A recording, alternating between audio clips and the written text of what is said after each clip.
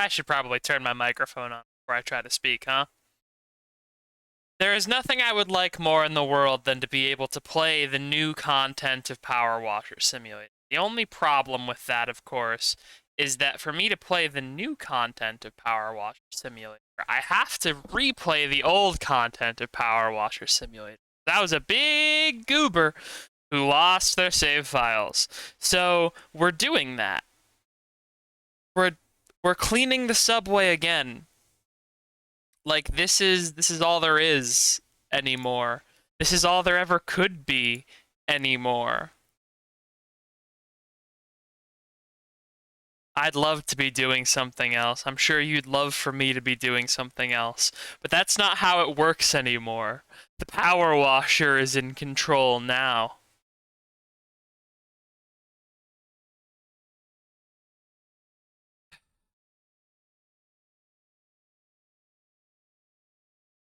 Well, I guess I probably should have had stream safe music ready before we started the stream, huh?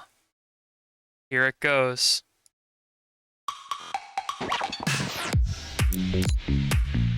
You know, we're all suffering together when it comes to the lo-fi music.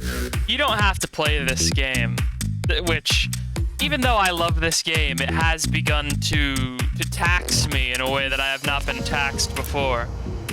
I want to see the new content, make no mistake. But that means going through the old content, which I will say I was satisfied only having played the once. So here we are, suffering together.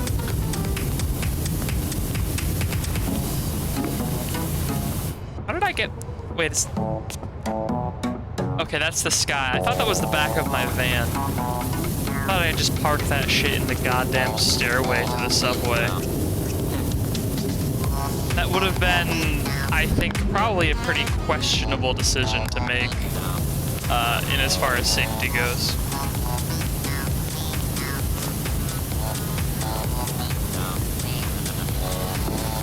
Now, there's an interesting math problem that I'm experiencing right now, which is the StreamSafe video game remix playlist that I have playing right now is 12 hours long. I've done several 2-hour streams with it. So the question at this point is, how many streams will it be until I actually start going insane?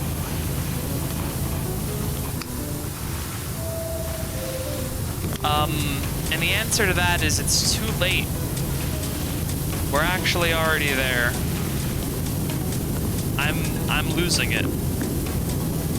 Slowly but surely.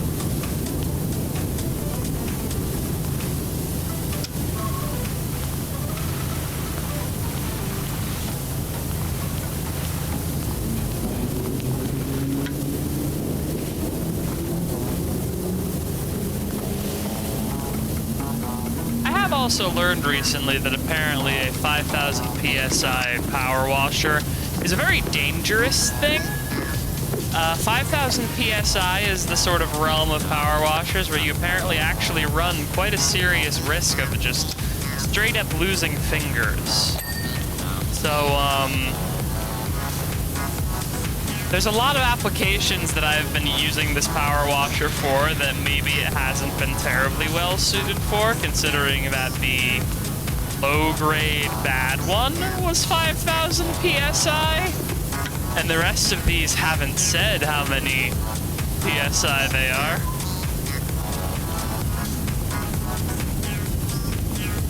Or did the first one only say gallons per minute? Let's get that default skin back on. Yeah, no, that's a maximum of 5,000 PSI. That's a really dangerous power washer. Like, that is a concerningly dangerous power washer.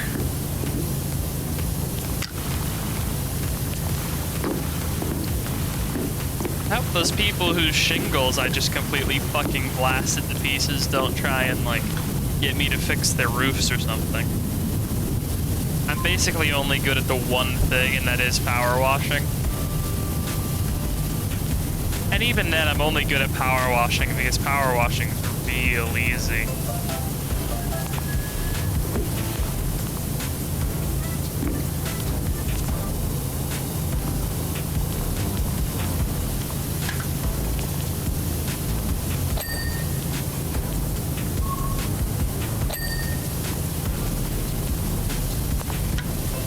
At least this ceiling is one of the few structures in this subway that's divided into actually sensible chunks, because I feel like the tracks definitely aren't.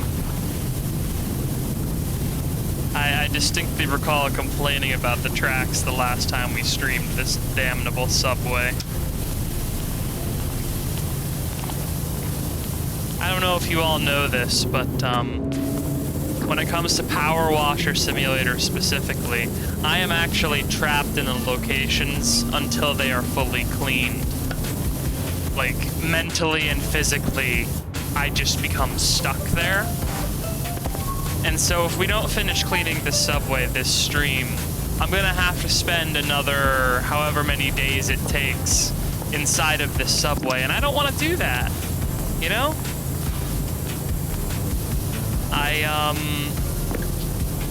I'd really like to be back on my ship. I'd really like to be back to playing tennis with rotted fruit and skulls. This subway's a real drag. The people of Muckingham really don't know how to live. Like, weed's not even legal in Muckingham, which really surprised me considering how just, like, disgusting the whole town is with soot, you know? You'd think people were still allowed to smoke indoors in Muckingham.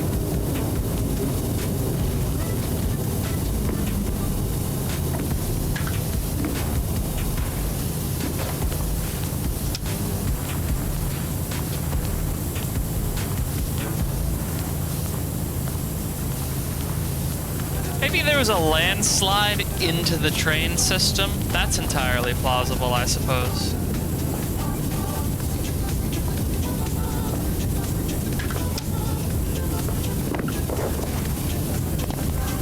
Or it's also possible the mayor's running his digging machine through these tunnels without any care in the world for the civic ramifications of doing so. That would also be something that I think the mayor of Muckingham would probably do. And could have happened, you know? I have real low expectations for most of the people in this town at this point. They've all been a real goddamn hassle. I don't think they mean to be, but it's not necessarily a matter of intention after a certain point. It's just a matter of result. And everyone in this town has been a real goddamn jerk. A real drip and a loser.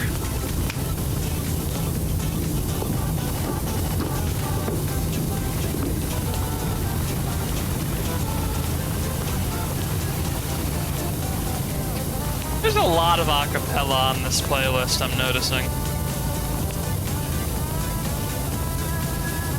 I'm beginning to notice a common theme with all of the stream-safe, quote-unquote, music that is not just straight-up, like, Creative Commons music from random people on the internet.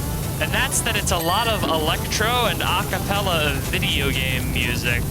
And I'm not sure that those are actually copyright safe so much as we're just hoping that Nintendo doesn't bother to copyright their video games on stream. Because it's not like they have most of the time so far. That's the kind of legal ambiguity that I really love having to play around when I stream to human websites, you know? Intellectual property doesn't actually exist in most parts of space.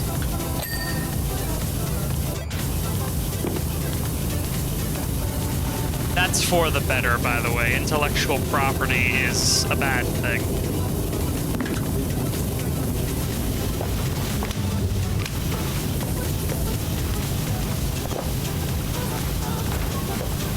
Like, it's weird that my videos can be deleted from the internet because some guy thinks that a song I played in my video sounds a little bit too much like a song he made.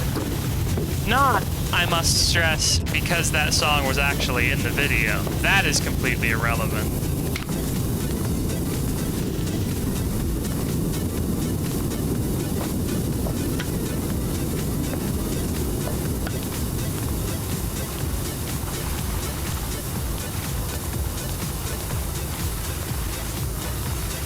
to wonder if this train line's actually gonna be any, like, use to anyone in town, though, because I'm not sure a train line that only goes to, like... Yeah, I'm pretty sure we only go... Yeah. Buckingham, and then... Like, these are just all other towns, I'm pretty sure. So it's just a subway for getting out of town. I don't really think that's going to help with any of the traffic or anything like that, which is why I would want the subway to be there, you know, personally speaking. Maybe I'm a bit optimistic about the actual purpose of a subway, but I am of the opinion that a subway should be more or less there to try and solve the menace that is the car. Cars are evil, and humans would do well to remember that.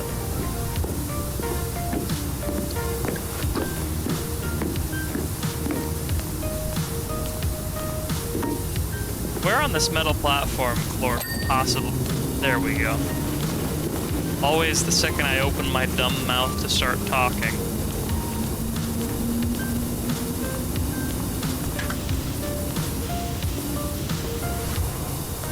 See, I complain extra on the PowerWasher streams because if I complain extra on these streams, then from there it means that I will get the dings sooner. These events are causal, not correlated. 100% for sure. Like, I know how chance works. I can definitely change chance by complaining.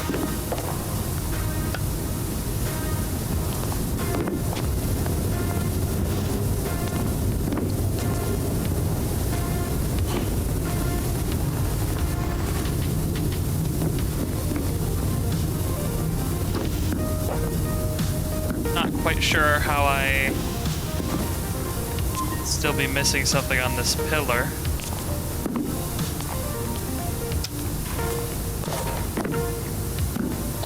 At the very top, there's a... I forget, there's a lip at the top of every single one of these pillars to make it just a little bit more annoying to clean them.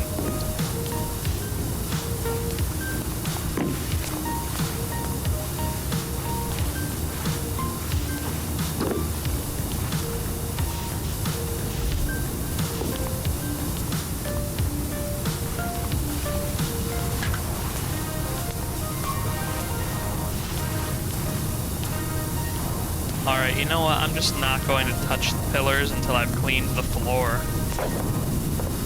Every time I go for the pillars, I get distracted for many, many minutes trying to clean the pillars. It's probably not helping that I'm using this green nozzle again, like I said I never would. Times change. People change. I'm friends with this goddamn green nozzle now.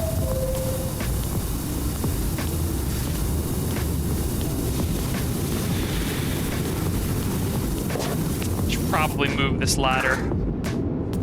You can go get set up over there where it's clean in the subway. I don't actually like using the ladder on this map because most of the stuff is not actually out of reach if you're using the professional washer or one of the many, many, many, many extensions available. Like, they give your PowerWash a remarkable amount of range in this game.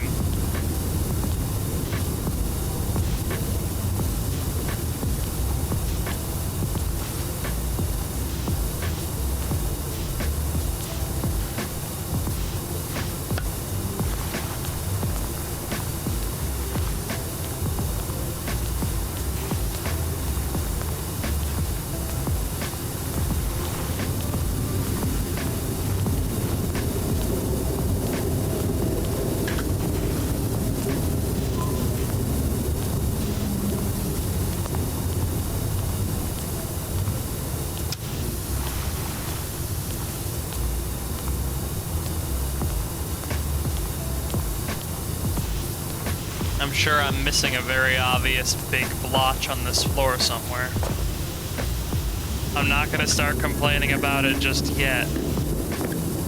'Cause I know for a fact the second I do, I'll come across it, and then I'll look like a goddamn idiot. Yep, what did I say? A bunch of stuff's over here on the floor still. Thanks, green nozzle, you're useless to me.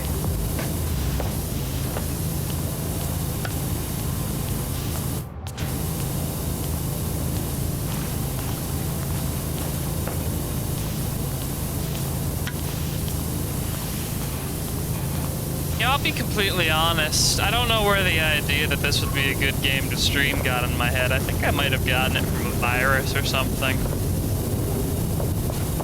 Come down with some sort of Trojan while I was watching anime online. It was worth it, you know, I got to watch Mushishi, but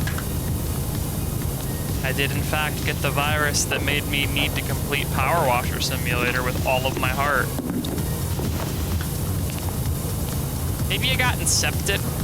It's entirely possible that while I was in a sleep cycle or something, like, Leonardo DiCaprio incepted the idea that I need to power wash into me, and it's taken over my mind.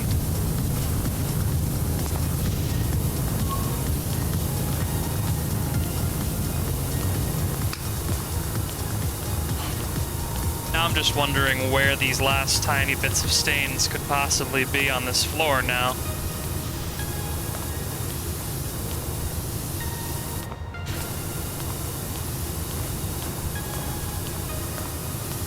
Anytime now. There it goes. Like I said, I'm not a huge fan of these subway stages because they have huge, just like swatches of ground where it's incredibly hard to see where any residual dirt would be. There are some questionable choices insofar as autocomplete in this game, I think. Or maybe that's an intended difficulty feature. Like you have to become more thorough in order to properly please your clients as time goes on. I guess we are technically doing a city contract right now. Wonder if the city will insure me if I like blast my fingers off with this power washer.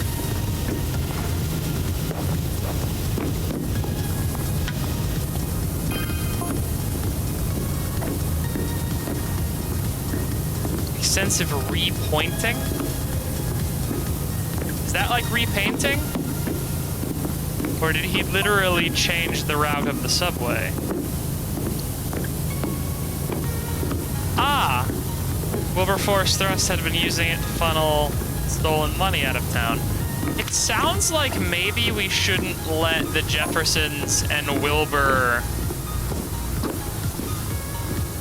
have power in this town anymore. Doesn't Wilbur have like a villain jet that he flies around at Mach 2 in? I'm pretty sure I cleaned Wilbur's villain jet. And I know he said that I was like sworn to secrecy about that or whatever, but you know I'm not gonna lie for a rich guy. Like, come on, if you think I'm gonna lie for the sake of a rich guy, you genuinely don't know who you're watching.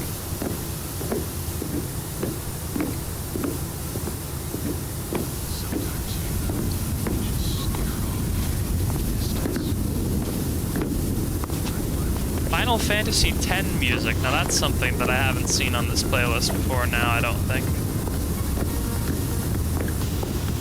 Sadly, I don't remember anything about Final Fantasy X except that it made me cry. Like, it was one of the games that when I was younger, I wasn't a very emotional person, but Final Fantasy X had some reveals and parts that genuinely affected me and were very emotional and made me cry. And I will tell you, Final Fantasy X as a game absolutely does not hold up to the memory that you have of it. If you remember it being a good game, like, it's an okay game, but it does not and it will not hold up to your memory of it.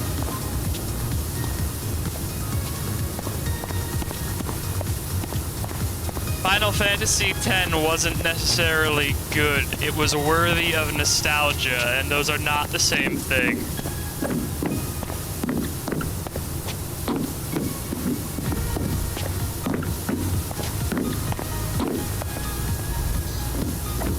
Well, whatever. Enough about Final Fantasy X. Let's get this damn tunnel clean.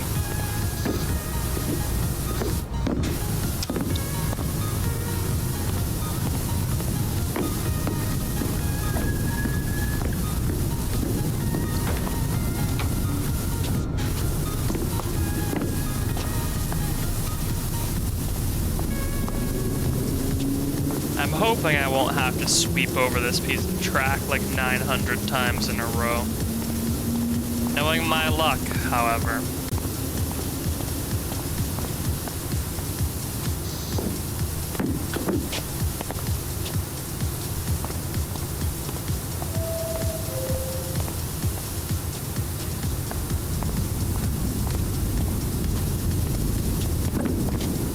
Alright.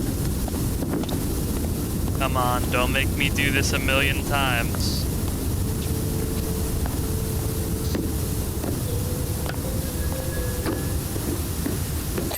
Yeah!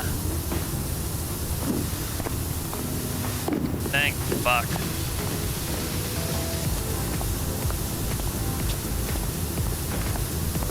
I feel like now that we have the professional grade power washer, it's more about finding the optimal distance so that like the spray arc we have isn't incredibly tiny, you know? Like a lot of this game just feels like fiddling around with extension lengths because we don't want the stream to be too narrow. Which is, I would say, a different texture of gameplay.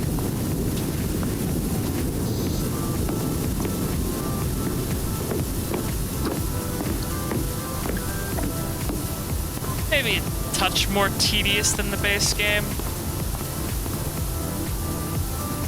But then again, that might just be because I've played a lot of Power Washer Simulator recently.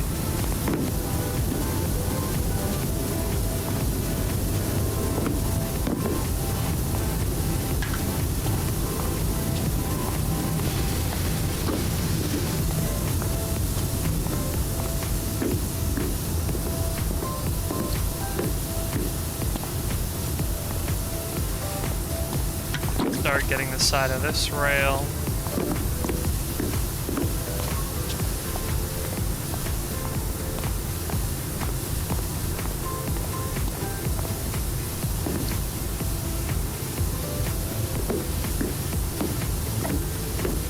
You know, for rails that have supposedly been here since like the 20s, these are in remarkably modern condition. Did you guys renovate and then have a bunch of teenagers full of mud come through?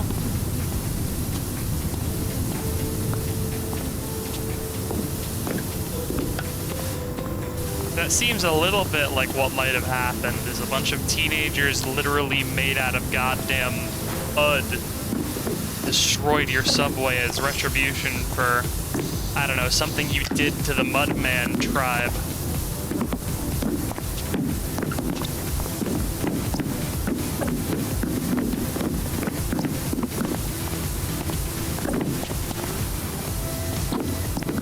Vibrate up this wall a little bit, you know, just like one of them Unity surf maps. I don't know if Unity actually can manage surf maps. I'm pretty sure that's a quirk that's mostly unique to Source, but I'm not 100% sure. I wonder if there's someone who's tried to recreate the Source physics quirks in Unity specifically so they can have a game where you have surf maps. I wouldn't put it beyond them, to be perfectly honest.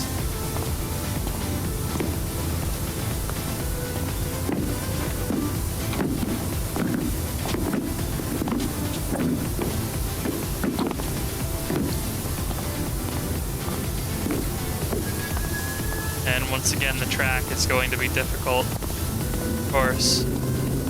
Come on, make the noise. I know you want to. Yeah!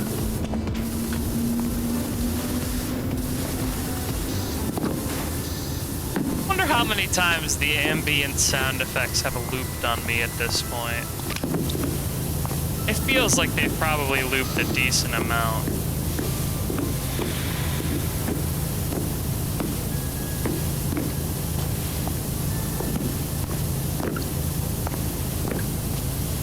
I feel like I've heard that specific car accelerating in the background reel a couple of times now. Unless that's actually... I don't know. Something happening in my living quarters.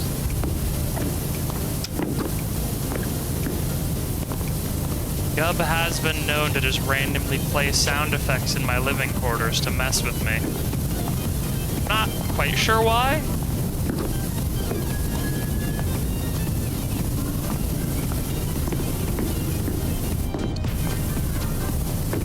Sonic Mania music. I did actually play Sonic Mania, and I liked Sonic Mania quite a bit, even though it was immediately followed up by Sonic Forces, which is also a great Sonic game, but for the wrong reasons. It's a good Sonic game because it's a good Sonic game like Sonic 06 was a good Sonic game. It was legendary. Rather than necessarily being a fun game to play, or a game that you should give them money for.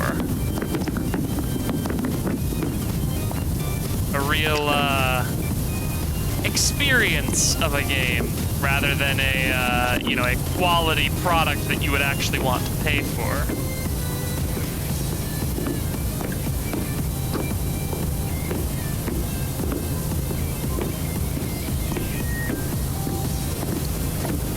But hey, you know, Sonic 06 still has its dedicated speedrunners. There are people who love that game more than their fucking firstborn children, I'm pretty sure. There are people who have been playing Sonic 06 since its release, and if you don't believe me, just like pop into any Sonic 06 speedrunning Discord, and you will be able to find them, because they will be the Grandmaster Glitch Hunters in those fucking Discords.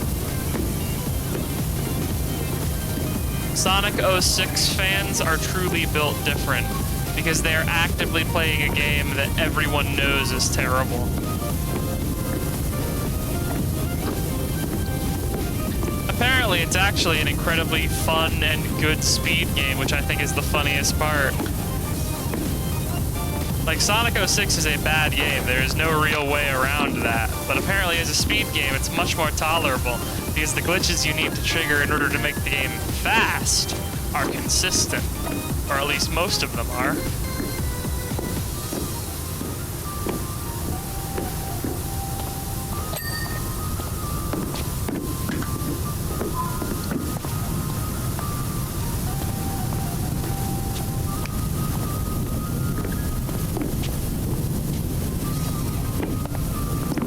Alright, now it's time for one of the most annoying parts of this map, as always, which is the fucking vast sections of tunnel floor that are divided in half for some reason.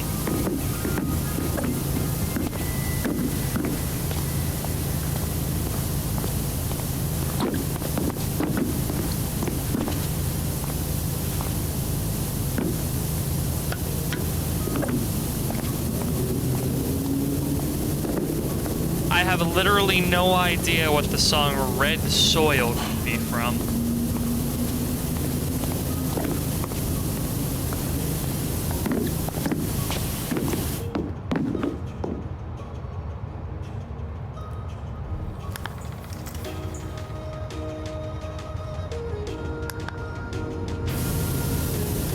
Yeah, no idea. Maybe one of the Zelda games. That seems most likely.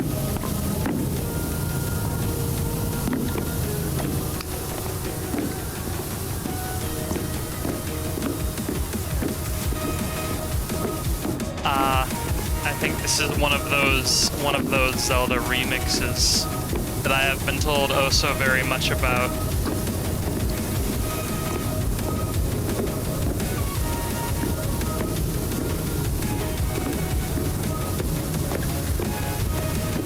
Alright, is the damn floor clean yet?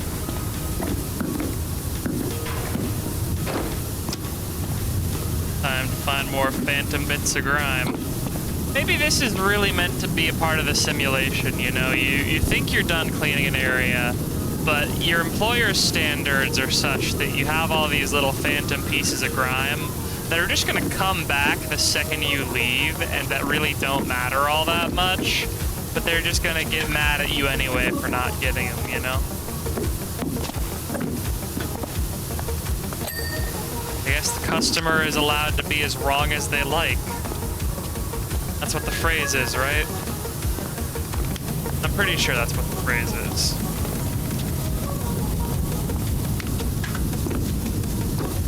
Alright, don't get distracted cleaning that cable too quickly. This floor is still rotty and fucked up too.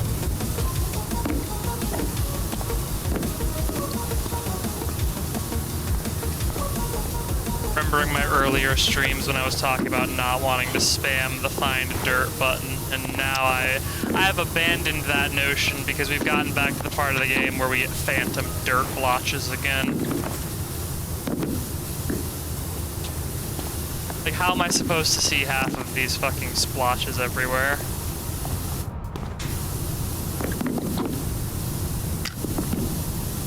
This game is supposed to be relaxing, but instead, because I, again, deleted my save data like a fool, it has become a sort of prison that I am trapped in. On the bright side, we'll be able to see the new endgame content together, now that the game has released. On the downside, I have to complete this game on stream. It's slowly but surely driving me mad.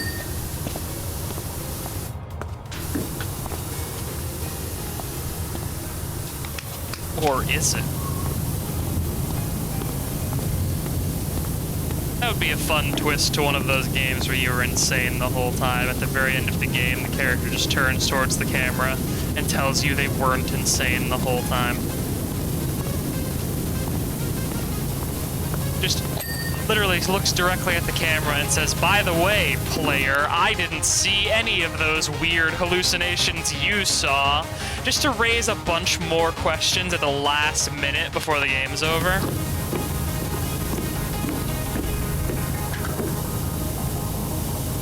Because that means they're aware of the player and they're aware they should be seeing things, but they didn't see whatever it is they were supposed to see, which I think is vastly more interesting.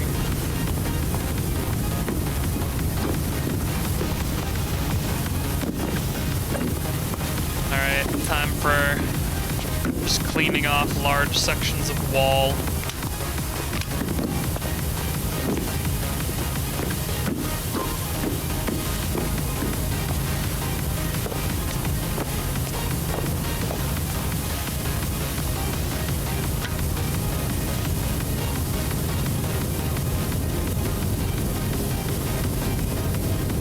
This actually works surprisingly well from this distance. I'm shocked.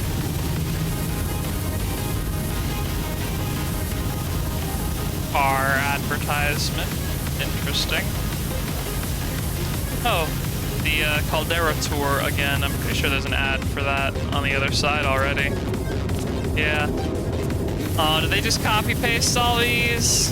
Dang. Not even gonna give me new advertisements for the other half of the subway, huh? Well, I guess I'll get this done as quick as I can. I no longer have an incentive to take it slow and steady with the advertisements.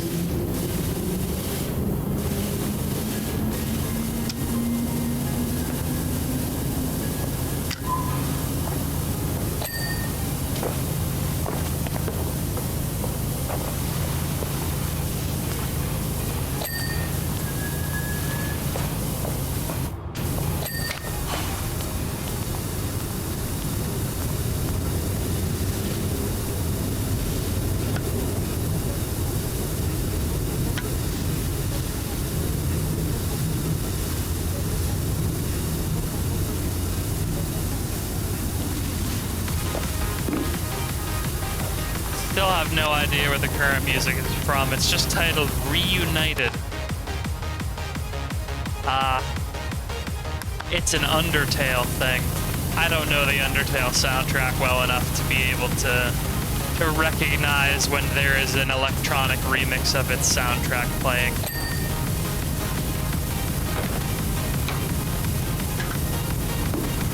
And even if I did know Undertale that well, This game is, slowly but steadily melting what remains of my neural core. Slowly but steadily.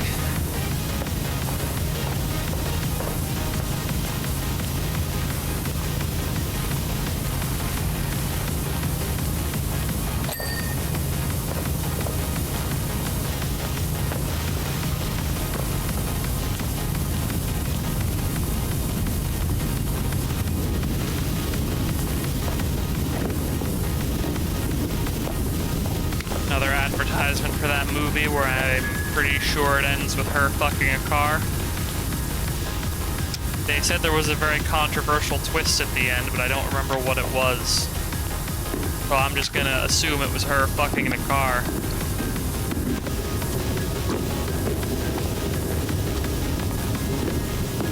I mean, there's no rating on that advertisement, so what else could it possibly be?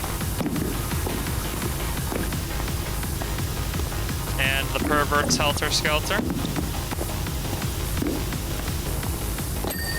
I say the glory days of that helter-skelter were probably back here in the 80s, and he should probably give it up at this point, but, you know, I'm not gonna say that to his face. He's not gonna ask me to watch his helter-skelter ever again. You know, I have all these one-time big jobs, but there's only so much repeat business for a power washer in a city like this, you know? Now that the mayor's skipped town and he's not going to be coaxing the volcano to explode and kill us all constantly. I hope.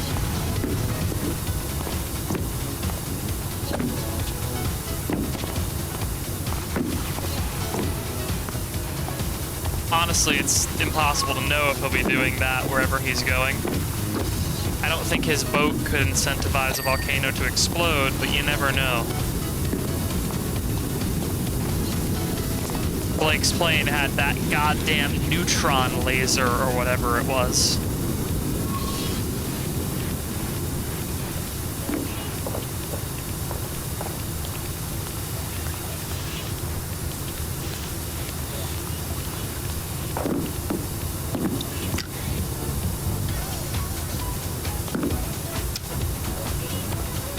Stardust Speedway.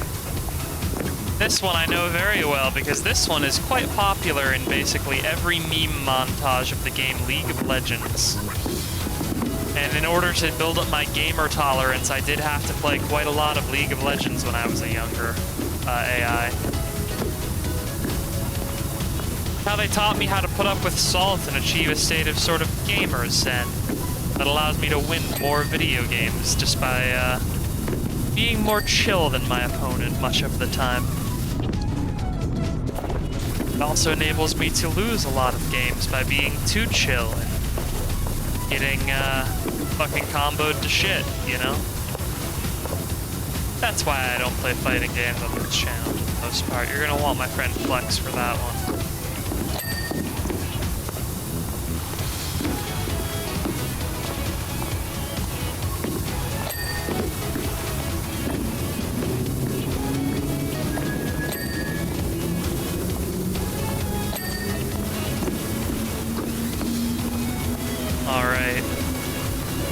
Now begins just the boring part, just cleaning vast surfaces of grime.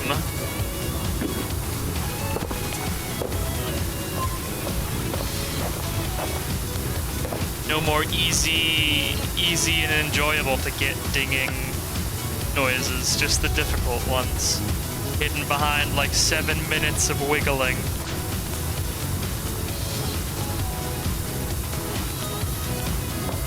Kept from you by the green nozzle because it is simply too low pressure.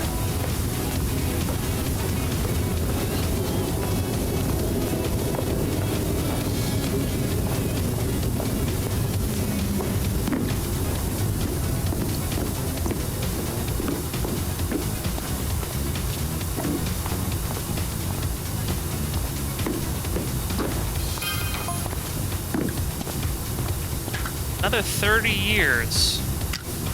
Sorry, this subway was renovated on community funding? Where'd you possibly get all that money from? Oh.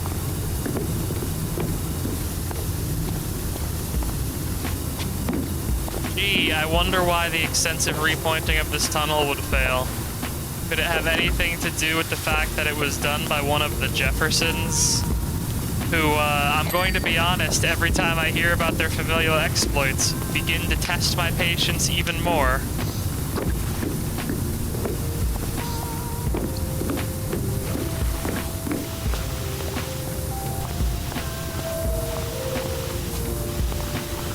I still think I should be mayor based on the fact that one of the previous mayor's advertising campaigns was, you know, offering a legal disclaimer about how he wasn't going to clean the city.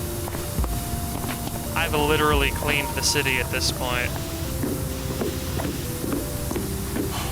We have swank private bathrooms that only rich people can use. You know, so we're actually, you know, we're appealing to the kind of people who actually, like, go out and vote for the most part, which is rich assholes.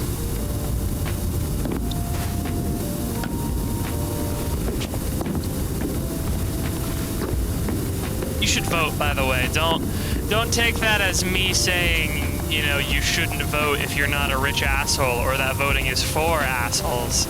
Voting is good, and if you can, you should always vote in your local elections, because participation in the civic process is really important. But, you know, also for the most part, a lot of the people who actually tend to vote tend to be rich assholes. It's just kind of how the stats work out these days. Hence my little PSA about how you should vote. This dog is concerned about your participation in the civic process. What other dogs can you really say that about? Really one of the superior features of the Void Puppy model. We're able to worry about completely random, innocuous, and stupid things. Kind of like a Chihuahua.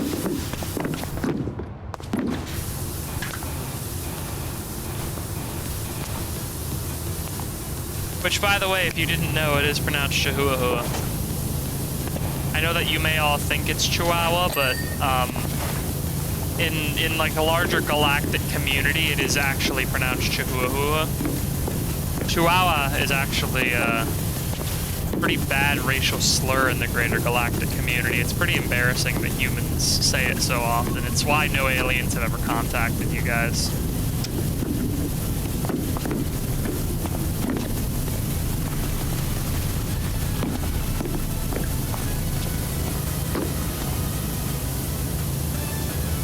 You know, I'm allowed to reclaim it because I am a dog.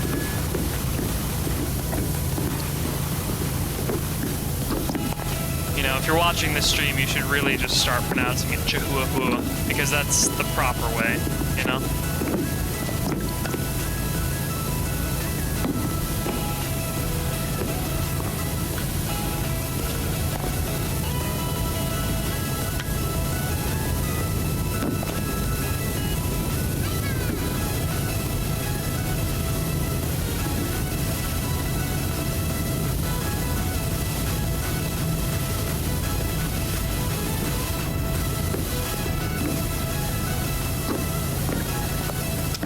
The only reason I know that this song is from Sonic Colors is because I'm hearing the overture in it right now. There's not really much about this song that makes me think, like, it's a Sonic soundtrack song. It doesn't really have a vibe of Sonic, you know?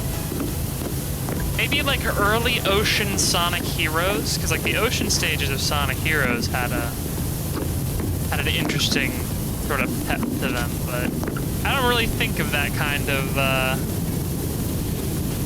I don't think of this kind of music when I think about Sonic.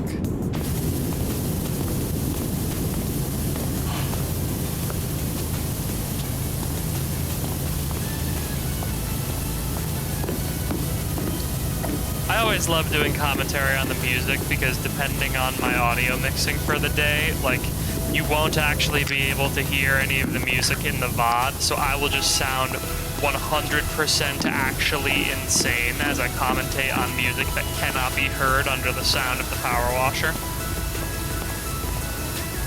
I always forget the audio mixing to Twitch is completely relative to the audio mixing on my headphones. Like, they're not really connected at all. So the feed that you folks are getting is completely dictated by the program and has nothing to do with how loud the program is in my ears. And yet, if I adjust the volume of a program in order to, you know, not hurt my ears as much, it does affect the mix that goes to OBS at the same time. Quite dreadful.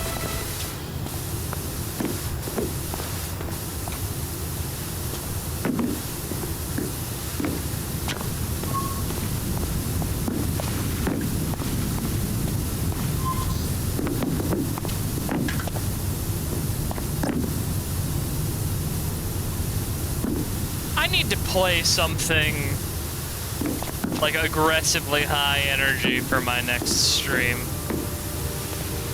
My next stream needs to be something like Wolfenstein, I think, because I can feel, again, just... My brain is actually just a bundle of wires covered in sort of like a brain slime that's different from my main slime that I make. And I can feel those wires just kind of dissolving into gunk as I, you know, just power wash, relax, enjoy the ride.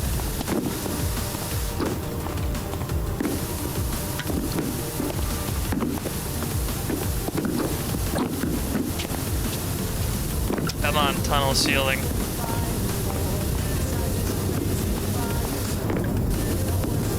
Give it to me.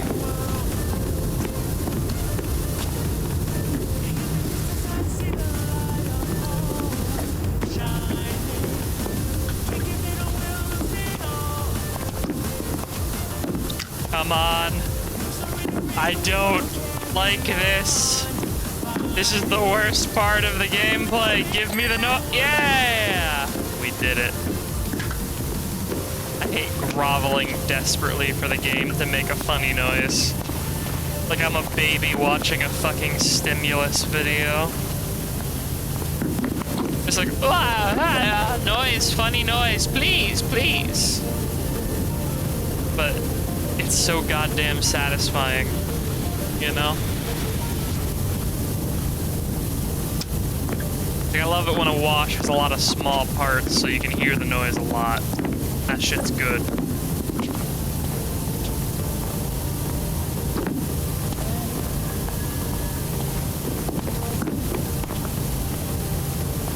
Alright, when does this platform wall stop being the same platform wall? Alright, halfway down.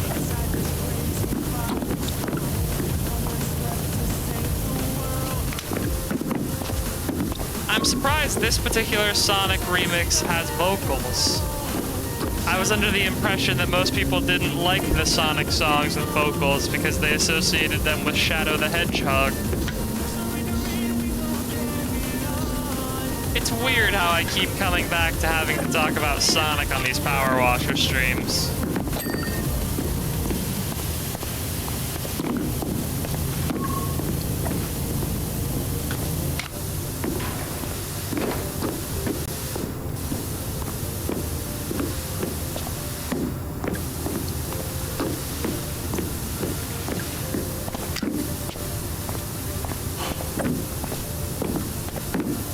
I do have to wonder if there are any Chaos Emerald powers that would allow them to clean things, you know?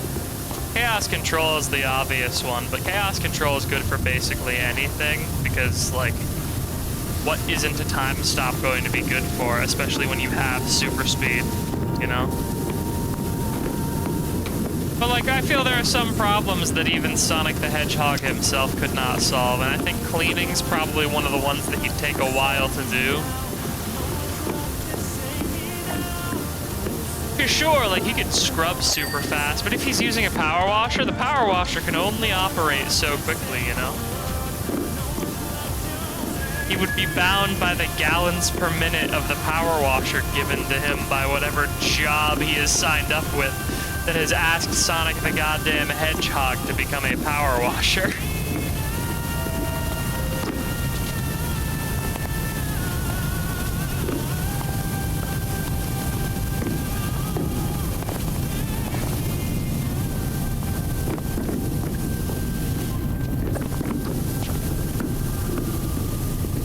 Well, at least our singer nailed that final high note.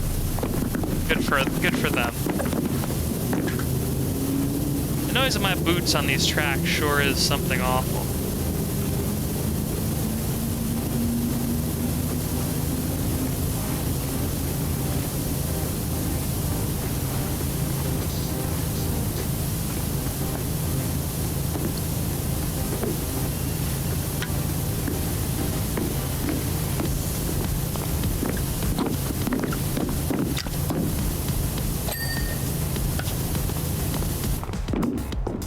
Alright, gamers.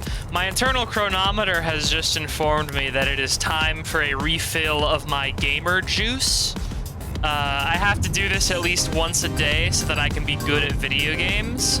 It takes a couple minutes, so, you know, just take this opportunity. If you need to take any medications, and you haven't yet today, be sure to take your medication, because that's important. And I will be back with you all in just a little bit once I have refilled myself on gamer juice. So please enjoy the Sonic soundtrack while, again, I drink gamer juice.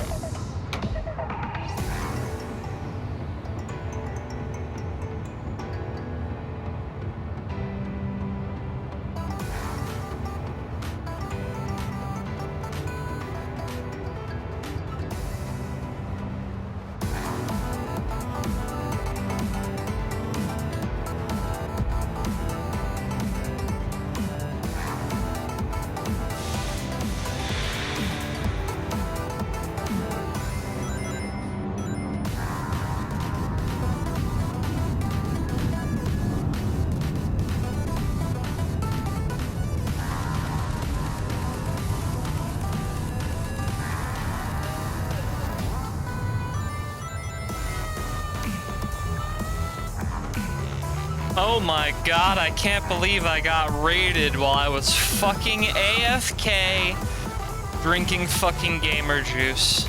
Hello everyone. I'm back. I am filled up on gamer juice. In case you're wondering, gamer juice does come out of like one of those old-timey gas pumps. They just spray it down my throat at like several thousand PSI. It's why I'm made of jelly, so it doesn't kill me when they do that. More power washing. I've been trapped in this game for the longest time because I genuinely do want to see what's going on with the rest of the story. Because I was like 75% of the way through the story before they released, and then I deleted my save like a big idiot. So, yeah. Yeah, no, thanks for the fond welcome back from the gamer juice break. You know, it's important not to take your gamer juice on an empty stomach, so I then had to have a bunch of water afterwards, you know. Like I was saying earlier, after I finally slog, no pun intended, my way through this game, we're doing something violent, like fucking Hotline Miami or something. I don't know if Ultra Kill will work without tanking the bitrate, but I guess we can find out if I can stream Ultra Kill as well. I talk about that game so much, but I don't think I've ever actually streamed it.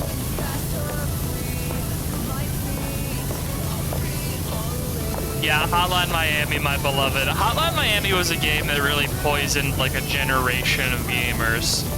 Like, there is a whole genre of game style now where the best you can say about a lot of them is that they feel a little bit like Hotline Miami. Like, there's S-Proxy, there's fucking Intravenous, there's Katana Zero, there's Hotline Miami 2, which tries really hard to be like Hotline Miami 1, but simply is not as good. You know, it's weird, like, before Hades came out, we didn't really have that many, like, top-down action roguelikes, and now it's an entire goddamn genre, you know? We have the Hades-like.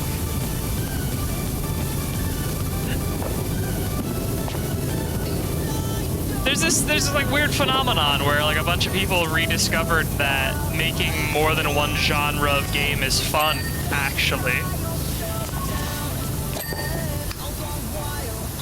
Like, for a long time, it was just cover shooters and military shooters and first-person shooters and Ubisoft ripoffs, and then it feels like out of nowhere, like every few years, the games industry as a whole rediscovers that, like, it's fun to play Doom, and they start making Doom-like. So you get like, oh yeah, here's Turbo Overkill, which is a Doom Quake-like. Here's Doom Eternal, which is the fastest and most difficult Doom has ever been. You know? Yeah, no, if the sequel to your first game has a whole subplot line about how people who want more of the same are insane assholes who will get killed with a chainsaw, I think it's pretty clear that the developers of your game didn't want to make any more game. Because, like, you have the fan plotline in Hotline Miami 2, and the fan plotline is literally just the devs being like, hey, please don't make us make more Hotline Miami. And then you have Manny Pardo's whole fucking plotline, which feels like it's just meant to make people annoyed. Like when you get shit-talked as Manny, it feels like the devs shit-talking some of their fans, really.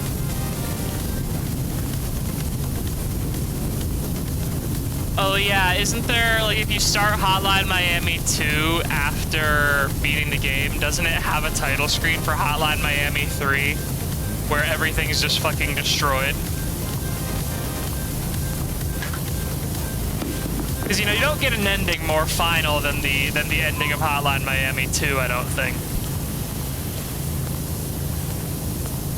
Actually, no, there's one ending more final than the ending of Hotline Miami 2, and it's the ending of, like, the second part of JoJo's Bizarre Adventure, when the narrator decides to go, like, and then the enemy went to space and was there forever and never, ever, ever, ever came back.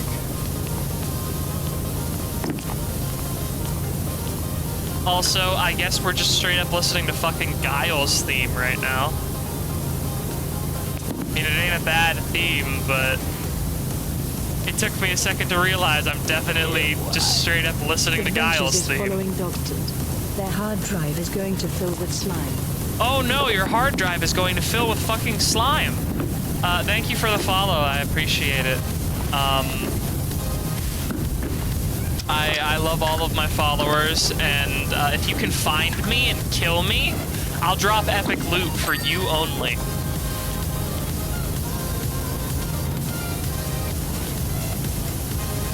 I still remember, like, I saw a paste spin once that was supposedly assembled by a bunch of members of the Hotline Miami community, like a bunch of the speedrunners and like super fans of the game, where they went over all of the ways that Hotline Miami 2 was like objectively a worse game than Hotline Miami 1.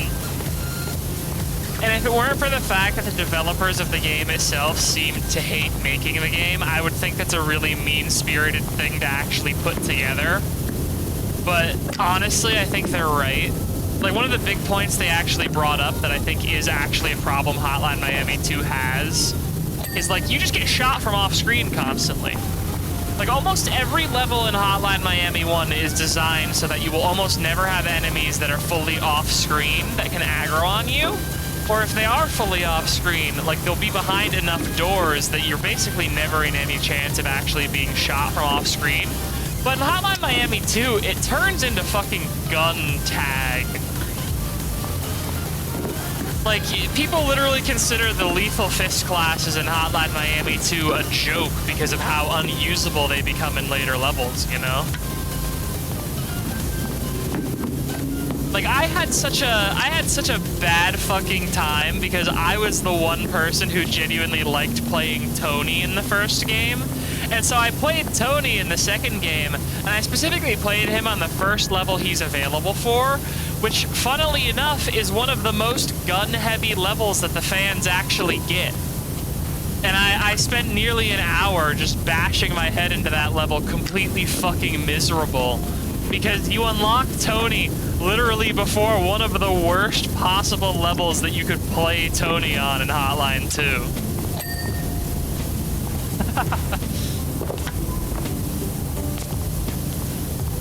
And then, yeah, fucking Tony solidarity. Like, it hurts to hear the speedrunners talk about how, like, the lethal fist options are completely useless. Like, when they unlock them on the fan, they'll... Or, not on the fans. When they unlock them on the sun, they'll always be like, oh yeah, there's the Tony ability. It's bad. We're not going to use it. Moving on. And I can't even blame them, because in that game, it's legitimately awful. Like, the lethal fists in that game are just not worth using.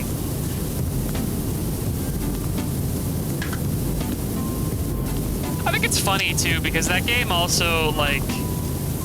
Not a lot of people know this, but in the level editor, for some reason, they added, like, a real European DJ as a playable character.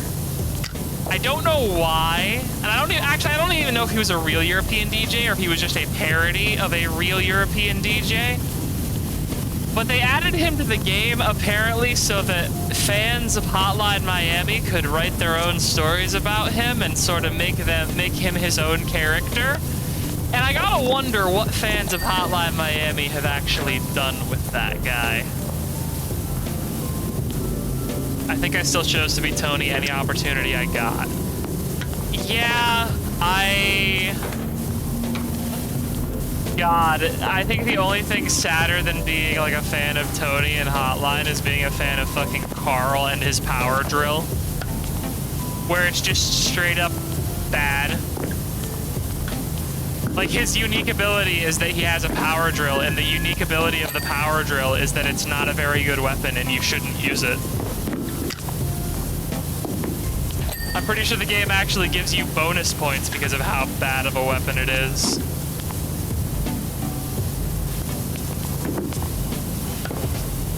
There's a sprawling narrative about that DJ on some server in Eastern Europe somewhere. Wait, for real? I want to know, I want to read the fucking, like, 20-part ballad of fucking DJ Hammer from the Hotline Miami fucking character editor. I honestly love when people get fucking ridiculously fixated on, like, making fan content. Like, I still think it's incredible that we have, like, the Fallout mods where it's like, here's Fallout 3 in Fallout New Vegas, like a turducken. Or, you know, one of the longest pieces of literature in the English language right now is literally a Smash fan fiction that's been going on for, like, hundreds of chapters.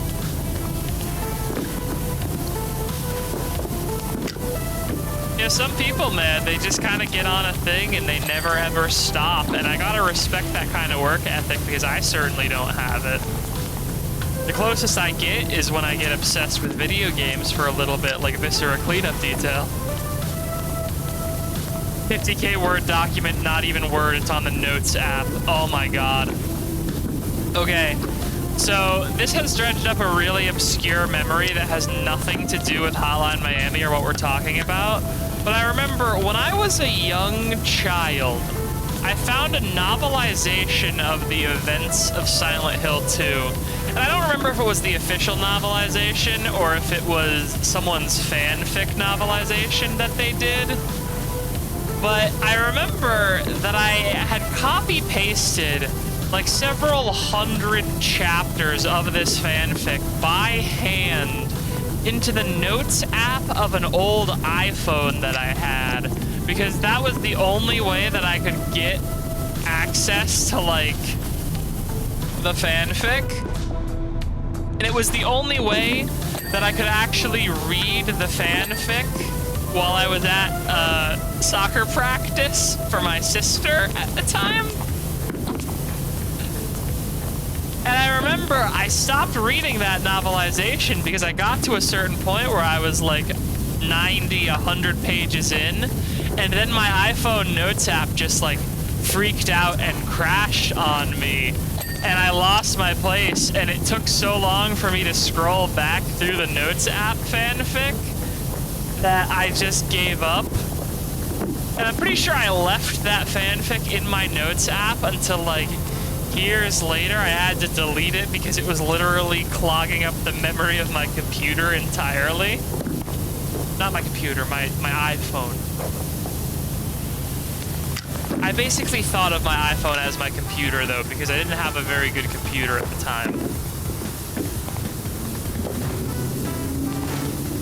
I remember too, that fanfic had to do so much work to explain the juice puzzle in Silent Hill 2. Like, there's a puzzle, I don't know if anyone here is familiar with it, there's a puzzle in Silent Hill 2 where you have to find a 6-pack can of juice, and then you throw it down a garbage chute in order to knock a key down the garbage chute in order to get the key out of the trash, like, elsewhere in the building. Yeah, and I kid you not, yeah, the juice puzzle. I kid you not, they had to spend several pages in this fanfic talking about how James, because of like his general terror, was so happy to actually find a 6-pack of juice that he actually took a can out of the 6-pack and he actually drank the can of juice. And they went into detail about how like it wasn't orange juice. He was pretty sure it was like some weird tropical guava or something. And they went into such detail about this 6-pack of juice to justify as to why, like, James kept carrying it around with him. And it was so fucking funny, because I don't think he even ended up using that 6-pack of juice to solve the original puzzle. Like, I'm pretty sure he did an alternate path through the apartments in this, like, novelization fanfic, where he just straight up broke one of the puzzles. Like, one of the puzzles was like, oh, you have to solve this, like, combination puzzle to get this jar open to get a key. And he just broke the jar instead.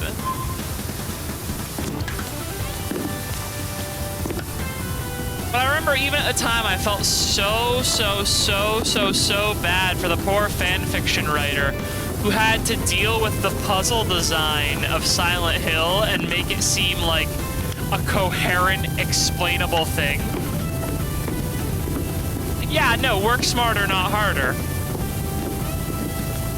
Like, part of the reason why I think a lot of people sort of ascribe to the take that Silent Hill is kind of sapient and is like playing games with the people who go there is because otherwise it's really hard to explain why James does a lot of the stuff that he does. Yeah, no, the can of light bulbs is also in 2. And I think it's also in the apartments of 2. Like, you go through a bunch of work to find a can opener for a can, and you open the can, and it's just a can of light bulbs. Like, in the same way that you would have a can of fucking tennis balls. And I'm pretty sure that was also something that came up in the fanfic, now that you've mentioned it. Like, he found the can of light bulbs, opened the can of light bulbs, and then rather than solving the light bulb puzzle with it, just went, what the hell? Why is there a can of light bulbs here? What kind of insane person canned some light bulbs? I better be careful. This place doesn't make any sense.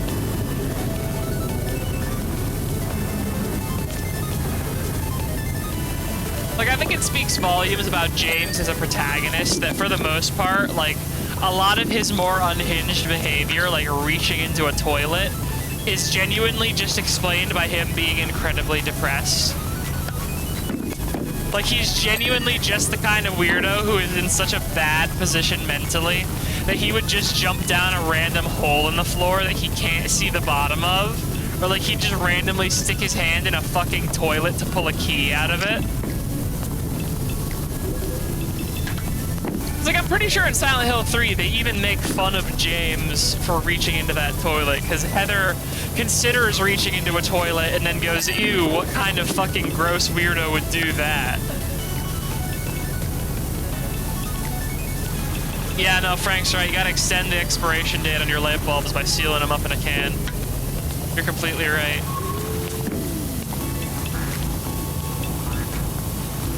We don't want all the light to get out of them prematurely, you know?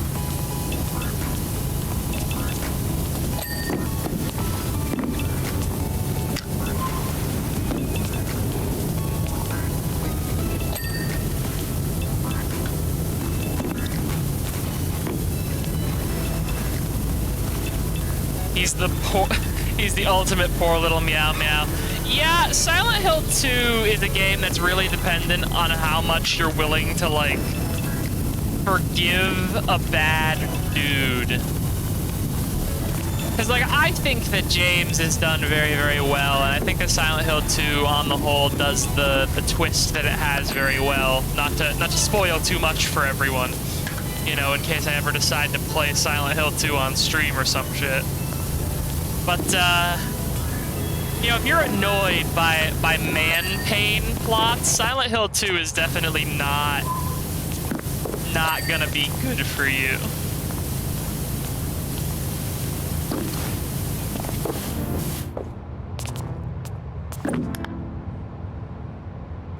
I mean, I honestly haven't considered what I'm going to do for Halloween. It's either going to be... Like, I don't think I had a Halloween stream when I had the opportunity last Halloween. Was I even streaming last Halloween? Time works different for me up here in space, you know? But, I don't actually know what I'm gonna do for Halloween, because it's either gonna have to be, like, Silent Hill, you know? Or, like, I don't know, Soma? Because I have Soma, and I never finished Soma, but that game actually scares the ever-loving fuck out of me. That sounds about right. I'm sure that I could actually check when I started streaming, but January sounds right.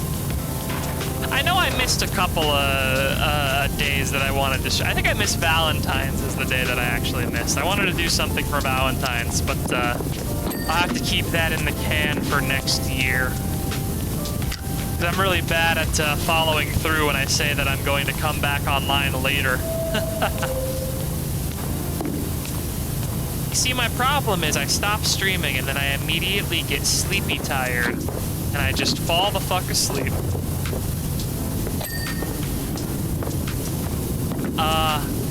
I'm missing the sort of underside ledges of these lights.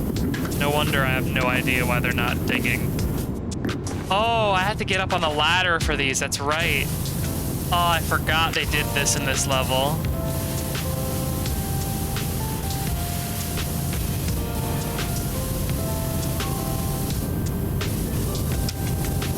I remember I wandered around on this level for a really long time wondering why the hell I couldn't find all of the, like, dirty objects, and then it was because you have to do this shit with the ladder, because they've got this, like, stupid modern architecture light diffuser.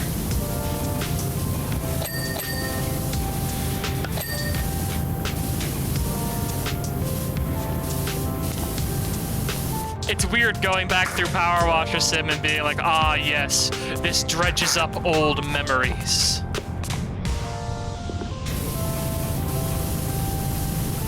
Oh, you don't want to pet me when I'm sleeping, your hand will get stuck. I get stickier when I'm sleeping. Well, not stickier, technically I actually start pulling with a higher level of gravity in order to keep all of my gunk from flowing away, but effectively I just get stickier. Oh, hell yeah, Gusty Gardens. I feel like Gusty Gardens is maybe the one Mario song that, like, every person has the highest chance of knowing.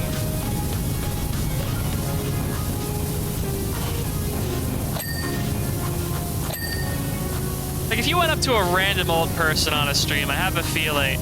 On a stream? Don't go up to random old people on stream. Don't put old people on Twitch. If you went up to a random old person on the street and asked them to, like, recognize the Gusty Garden Galaxy tune, I feel like that might be the one they recognize because of how heavily marketed Mario Galaxy was when the Wii came out. Even if they won't know it by name, I have a feeling they'll know it's from Mario, you know? Again, not sure how I feel about the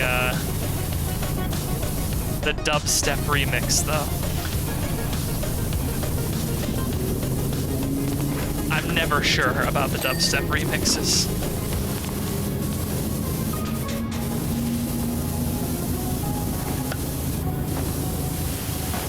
This goddamn subway, I swear to God. Maintenance door frames, right. Which one of these stupid doors did I not get? It's you! Doubt step, yeah. You know, it's funny, when they did the HD re-release of LA Noire, they actually killed the press X to doubt joke. It is now instead the tutorial, they tutorialize you on, like, the different type of cop reactions you have, and it's instead a good cop reaction and a bad cop reaction, which I think is really funny, because I'm just remembering, I actually played LA Noire back in the day, because I couldn't convince my parents to let me play Grand Theft Auto, but I could convince them to let me play LA Noire.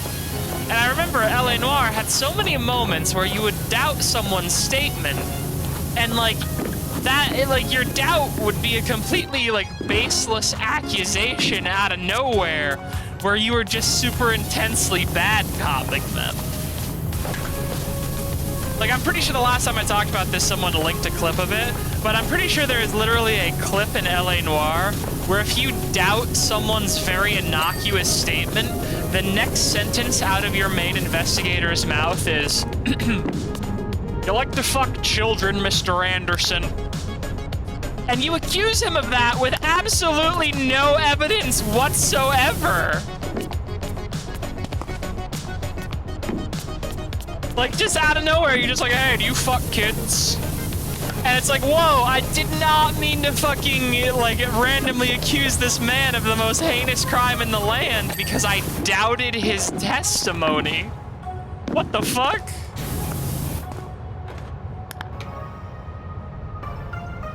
Yeah, no, you get the wild mood swings. It's like in The Wolf Among Us, you know, everyone talks about the glass him moment, where everyone thinks that glassing the woodsman is gonna be like you getting him a glass and being buds with him, and then you just fucking destroy him in a single blow.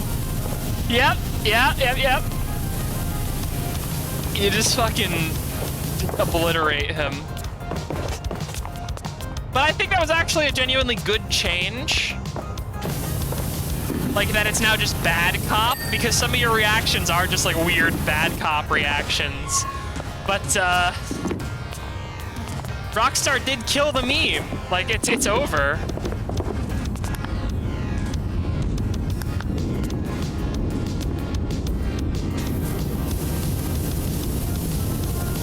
Alright. These last few fucking ledges.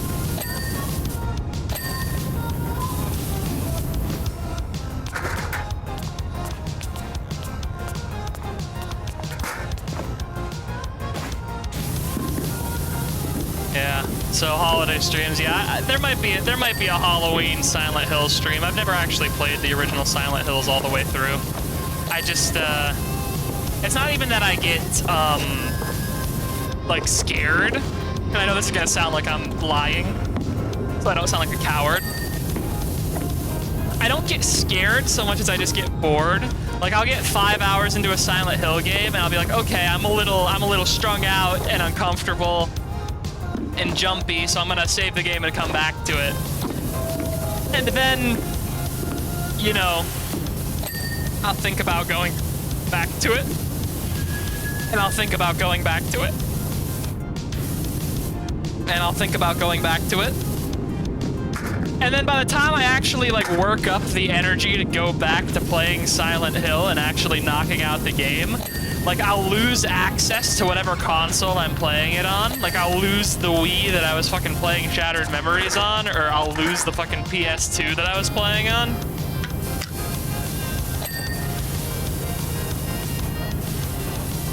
No, that's 100% real. Like, it's so easy to get so angry at Dead Space that you would just rather stop playing it, because Dead Space has so many instant kill events. Like, Dead Space can genuinely be so fucking annoying about the instant kill QTEs and, like, the insta-kill enemy attacks and stuff. And especially in, like, Dead Space 2, like, there are certain enemies where they'll kill you, and then after they kill you, you have to watch, like, a 30-second clip of them, like, fucking your neck stump, and it's so gross. And after a certain point, it's just like, I don't want to play this game anymore. I want to get off fucking Isaac Clarke's wild ride. I do not get paid enough by the fucking Ishimura to put up with this shit, you know?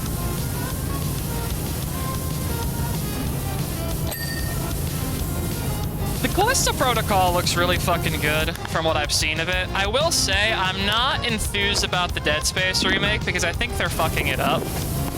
I've seen a lot of just a lot of the Dead Space remake stuff, and it looks bad. Like, they've just kind of made everything brighter for no real reason in places, and, like, they've added a bunch of modern visual effects, but they don't really understand. It's like with Vice City. You know how in Vice City, they had the draw fog as thick as they did for a reason, you know?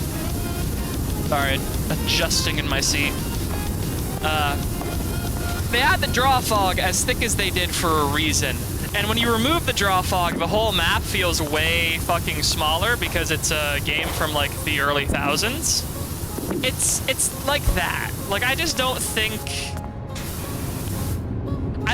they understand the direction of Dead Space as well as they think they do. I wanted wanted to play Returnal as well. Like, just speaking of sci-fi horror, Returnal looked like it could have been good, but it's a platform exclusive. And I can neither play nor stream console games. If I could stream consoles, you would get nothing but that hot and spicy Monster Hunter Sunbreak gameplay for the next, like, 3 weeks. Because they literally added a randomizer mode to the game. I can't fucking believe it.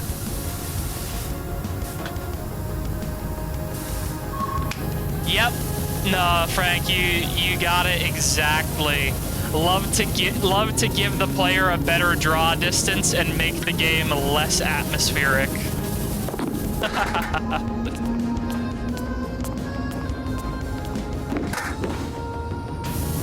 One of the things they added in the Monster Hunter update, and I wish I was joking, is that the light that I need to get? Which one of these lights do I need to actually clean, damn it?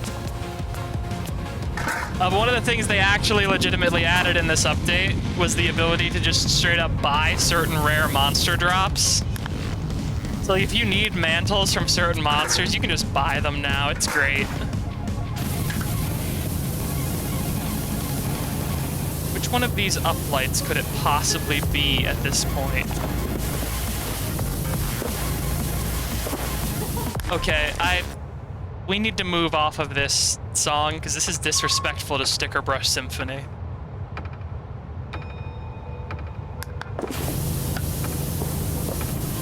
Wait, they brought it back? What do you mean? Did they have something like that in World? Where you could just straight up fucking buy monster mantles from a store?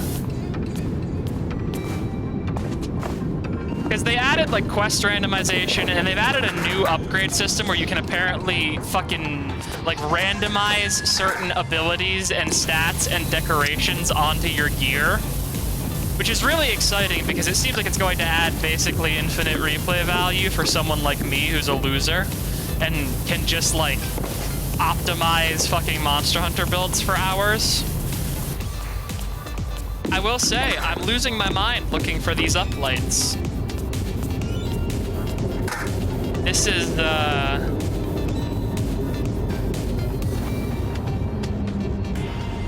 not this one. Okay. What about this one across the hall? Fuck's sake. That was miserable. But yeah, they added a bunch of, like, longevity stuff, which I guess is good because they only added a bunch of aberrations this update. And while I appreciate the aberrations, they don't add that much longevity to the game because I can only fight Rathian so many times. Fortune teller, right, we got a weird text while we were cleaning that subway, huh?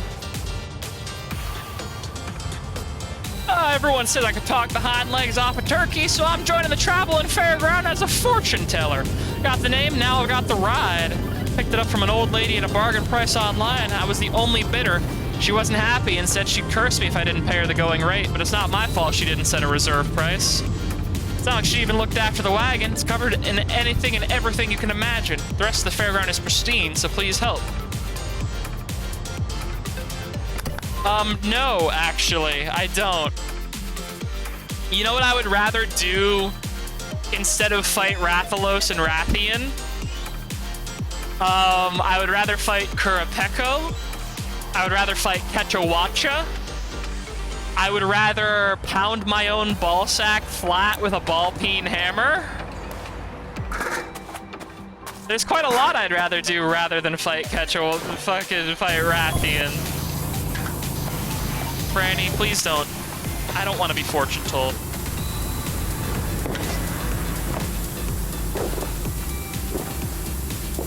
I feel like every game we get a new funny monkey in Monster Hunter. Like in 3 we had the Kurapeko, which wasn't really a funny monkey, but it was a funny bird. So, you know, funny animal. Then we had Kechawacha. Okay, so you're going to use water divination to tell my future. Great.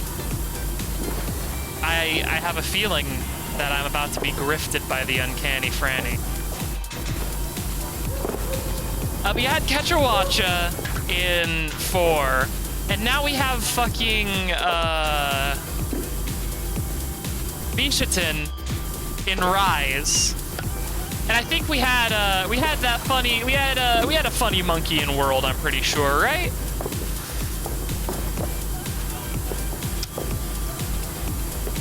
Like, it feels like for some reason, every generation of Monster Hunter, one of the things they need to innovate on is they come up with a new funny monkey. You know? And I'm not quite sure why they do that.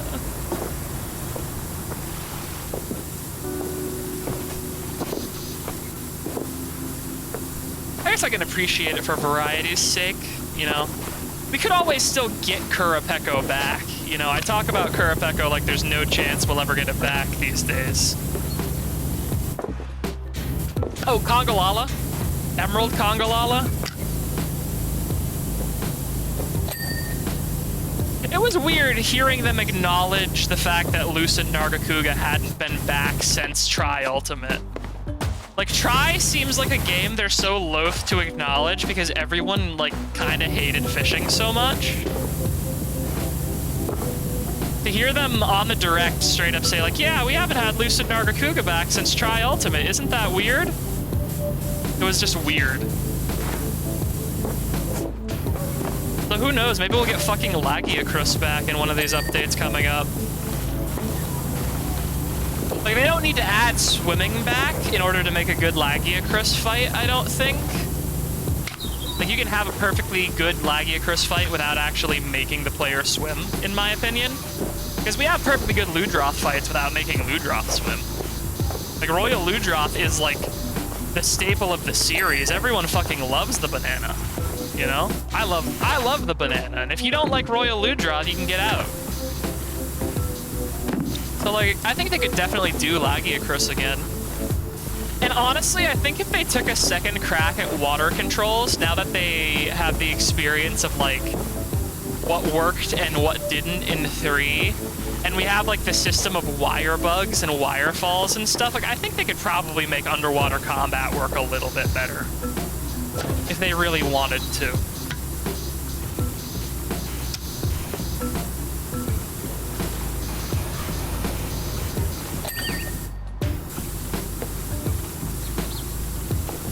So, you know, I guess Lucent Nargacuga is a good sign, because that might mean we get other stuff back from Tri-Ultimate.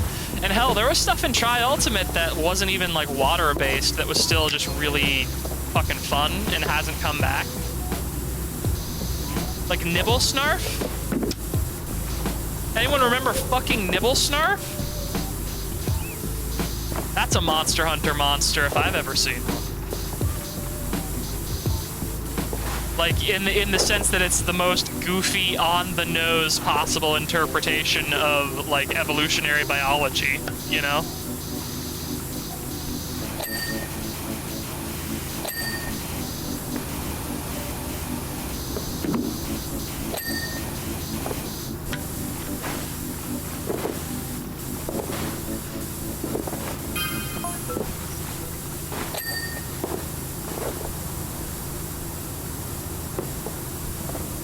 Always flitting from one thing to another. Leave me alone, Franny.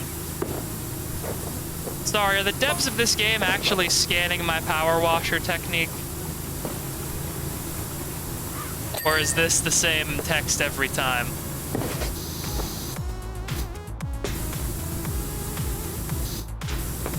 Okay, we have, for some reason, added a 4 on the floor beat to Asgore.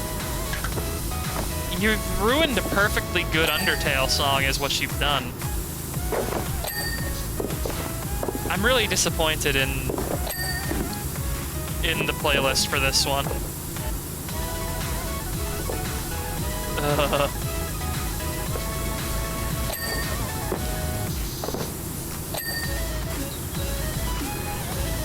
I don't like the Undertale soundtrack enough to be offended on behalf of the Undertale soundtrack like I was for Sticker Brush Symphony. But, woof. This game has a plot. Yeah, believe it or not, there's a plot about this game involving, an active active volcano, the mayor's missing cat, and his attempts to have the Spring Festival happen because his cat needs to be present for the Spring Festival before spring can be declared.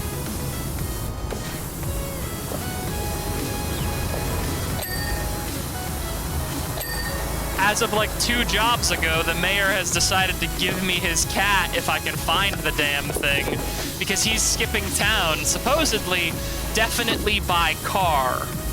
Even though he did have me, oddly enough, wash off his boat so that he could load all of his possessions onto a boat and then get on a boat down the river.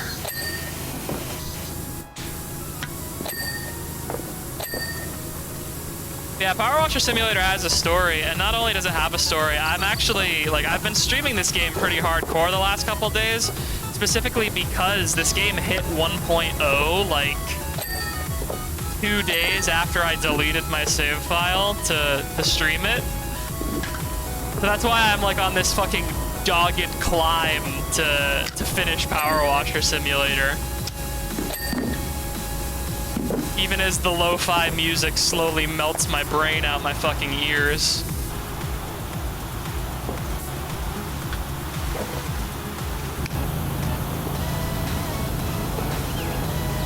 I'm a little sad that we didn't get more power washers available before the 1.0 release. Like, there's only one power washer for each tab in the store, and it feels like they kind of wasted the opportunity to have a little bit, like, I don't know, deeper gameplay when it came to the power washer variety. The extensions add a lot of depth of gameplay, but I don't know, the store, like, this store seems weird to me, you know? Doesn't seem right. Anyway, we're not buying soap nozzles. There's not even any new jumpsuits. Oh, yes! Finally. I didn't realize we had made enough money for the ultimate in fucking luxury power washers.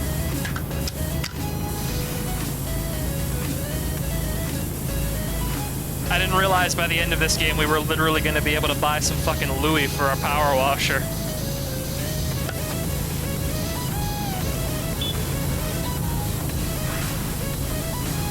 This Asgore remix is once again,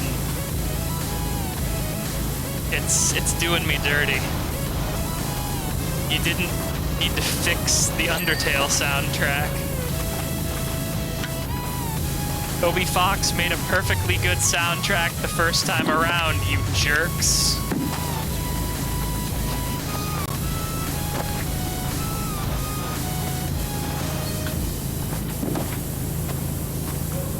I guess it might not necessarily count as fully stream-safe music, depending. I don't know how they react to you using video game music from other video games while playing, you know, one video game. Because for the most part, I've just been playing remixes.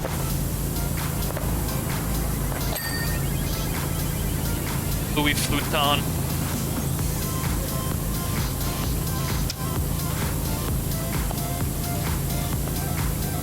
Got that Gucci Vuitton.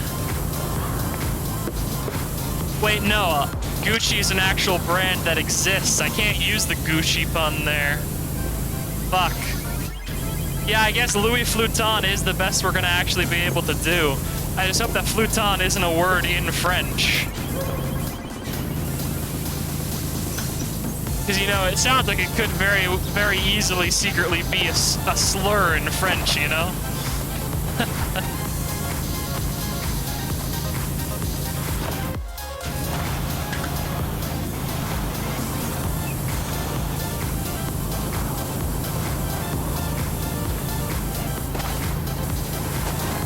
I remember, you know, when I clicked on this cart and started this job, I thought, this fortune teller's cart probably won't take very long, and it probably won't be annoying at all. But I forgot that they make every single part of the trim on this thing a separate cleanable part. So you have to get the trim from like every angle. And like, we might actually be here a goddamn while.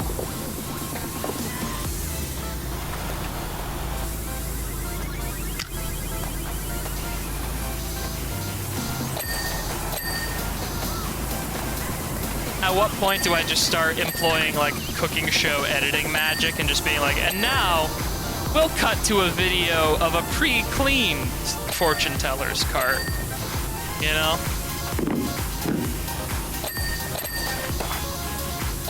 We have a short rib that I prepared just last night using the same methodology we just used here.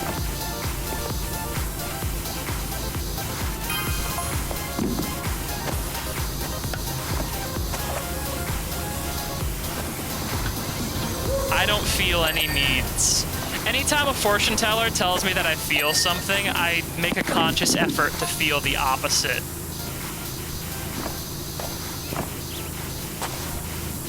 A compulsion that's threatening to take over your life. Well, it is my job. It is what I do to get paid. I will not be cleaning your wagon for free.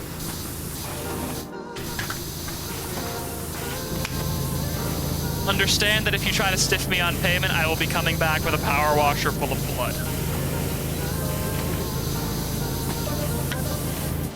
It won't be yours. That's the only positive part of the situation.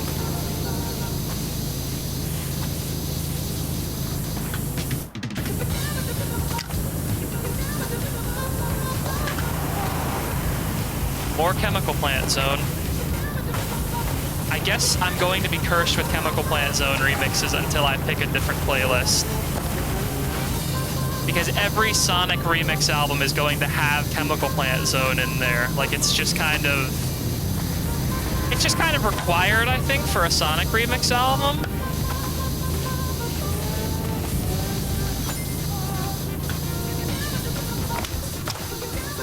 See, I don't actually like Chemical Plant Zone that much. I find the moving blocks in Chemical Plant Zone to be kind of annoying.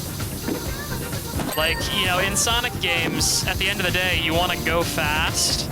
And whenever you have the Chemical Plant Zone, like, moving blocks that move in a square, like, you know, they move, like, to the top right, to the bottom left, to the top left, like those blocks, it slows down the level, because you have to just wait.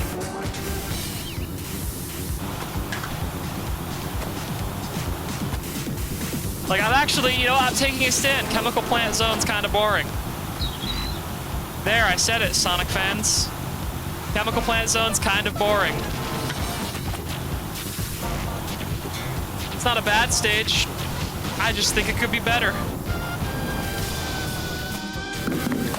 Real controversial opinions today.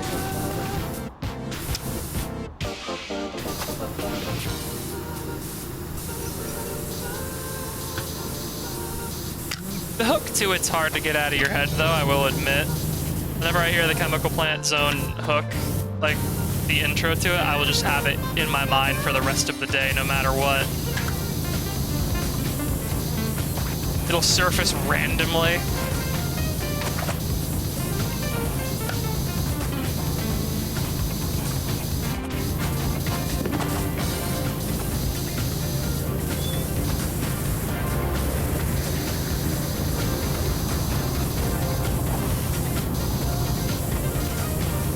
I remember this table being quite possibly the worst part of this cart.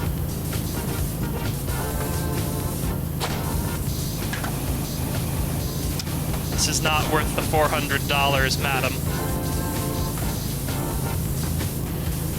Franny? Franny the unlikable? Franny the truly terrible?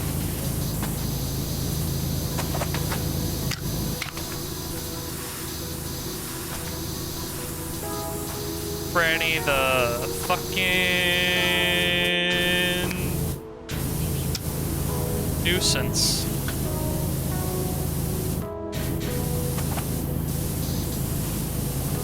Getting some sick burns here today, folks. God damn it, why do you have to have Such a complicated table. Just get a normal card table from Target like the rest of us.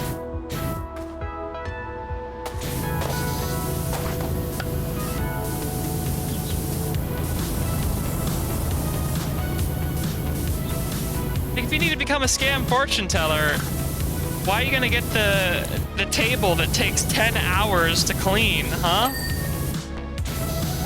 Your card's gonna get dirty when you get run out of town for being a fucking scammer.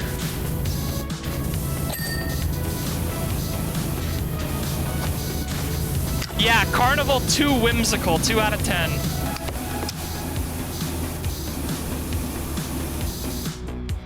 You know, that's the Hoenn too much. Wait a second. Hey. You see that? I think that's the mayor's cat. I think that's Ulysses. The crystal ball knows where he is. We have to find him. The mayor gave him to me. And so now if something bad happens to him while he's missing, it'll be my fault.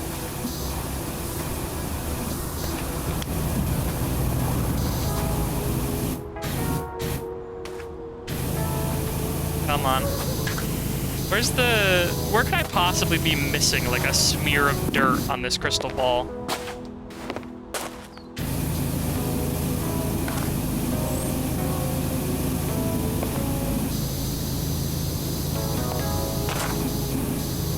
I feel like I'm going mildly crazy.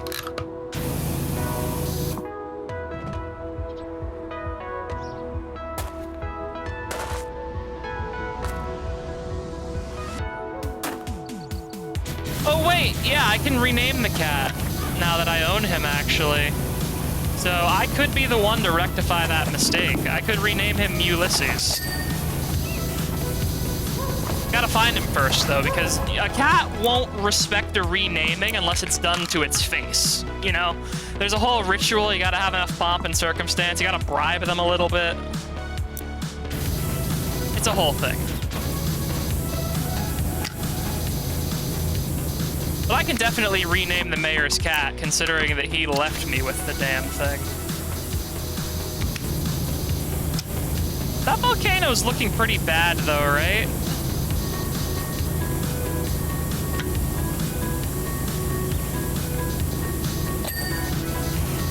Yeah, I grabbed the little stink man. That's the thing. Everyone has apparently been running around town looking for him. Like, the mayor has had the fire department looking for him, and, like, the search and rescue choppers looking for him. But he's an orange tabby cat, so I know where he is. His head is stuck in a fucking pickle jar somewhere. That's where Ulysses is right now. Sorry, Mulysses. I should get used to his new name. Like, he's just on a roadside with his head stuck in a Vlasic jar somewhere. We just gotta go find him and pull him out.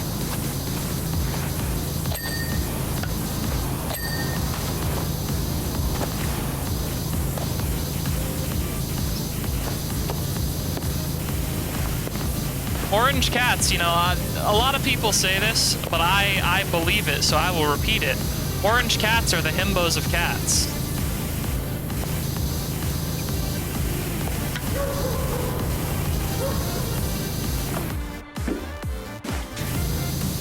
One of my beta colors was originally orange, actually. Hang on a second.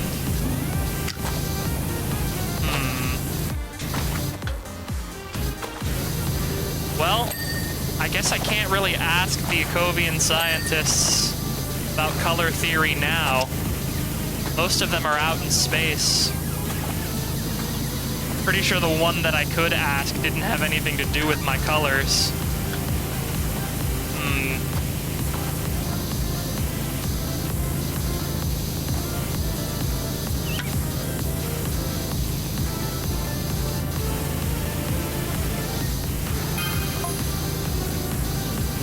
Yeah? What's so amazing about my future, Franny? Yeah, should I pay you money so that you could continue telling me about my future? Is that where this is going? Because I'm gonna tell you now, I will not be doing that. yeah? Oh, you don't want to spoil my future for me, so you're going to be deliberately vague. That's a weird way of saying you don't know. But okay, Queen, go off. Without me, this entire planet is lost. Oh. Okay, we're getting into some real Destiny of the Galaxy shit with PowerWasher Simulator. Okay. Okay. I love how the second the fortune teller told me that I was important, my brain immediately switched off and I forgot that I'm dealing with a charlatan fortune teller. Like, oh, I am important? Tell me more, please. I want to hear more about how I'm very important.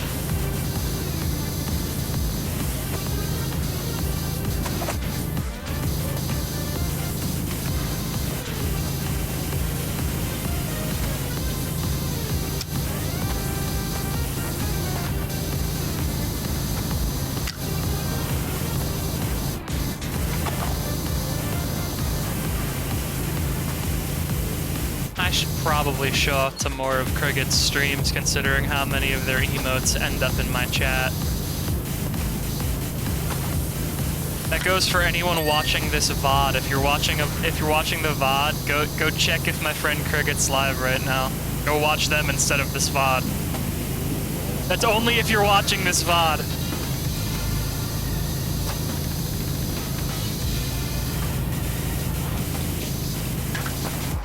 Sorry, but I'm not gonna lose viewers while I'm alive, damn it.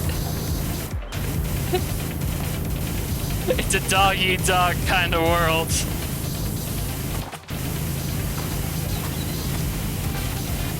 Actually, I do have to wonder how Twitch actually filters, like, people's viewer numbers, because I've definitely had streams where it's said that I am the only person watching a stream, and then someone else will, talk. And I want to know what part of their code makes it just say that there's like 4 people watching a stream when quite literally there aren't.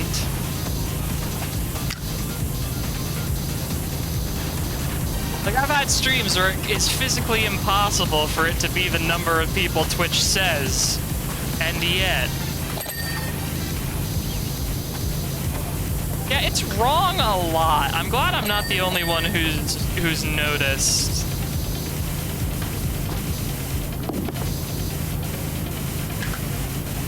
Like during some of Flex's Guilty Gear stream earlier, it straight up said that I was alone in the stream. And then like 4 other people were talking. Unless, wait a second. Are all of my streamer friends just in my head? Am I gonna go back and check the VOD? Like, am I gonna go back and check the VOD right now and find out, like, Flex and Frank have just been fake this whole time? Bots counting as viewers, people being placed AFK. See, I have to wonder how that's gotta work, especially when you can just open streams in multiple tabs. Like, at the end of the day, what's stopping an incredibly rich person from buying a couple hundred Raspberry Pis, using those to watch their own streams and getting, like, exposure off of it, you know?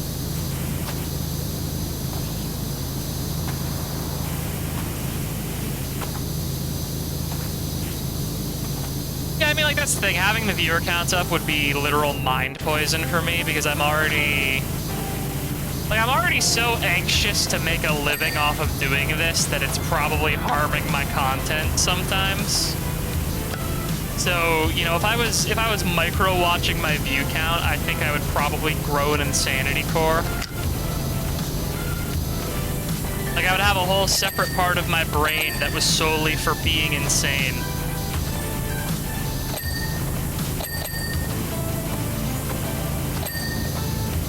Don't worry, Frank.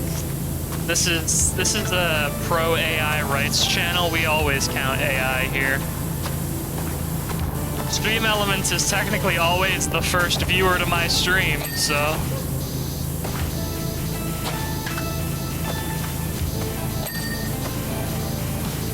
Yeah, right? Like, I could check the people tab in the stream chat right now, and it just straight up says, like, you know, some people who are here just aren't. It's like Twitch, I'm pretty sure they're speaking. Calvin, I'm pretty sure you are a trad, so please don't text me unless you have work for me. You have work for me, Calvin? You're gonna ask me to put Mount Rushless out? Oh, the data's off the... You should get a better chart then. Wait, doesn't off the charts definitely probably mean explosion?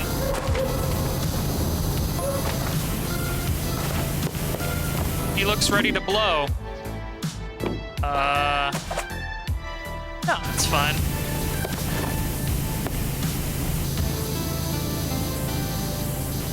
I'd say it's probably normal for a volcano to smoke like that, and for the entire downtown to smell like sulfur and hellfire.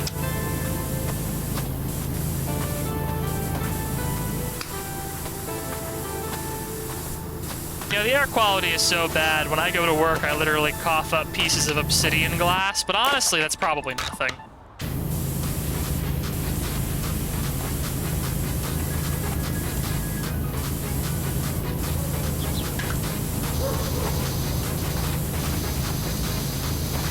Oh boy, this is another track that just takes me right back to the fucking, like, League of Legends montage days, back when I would just sit around for hours watching League of Legends montages.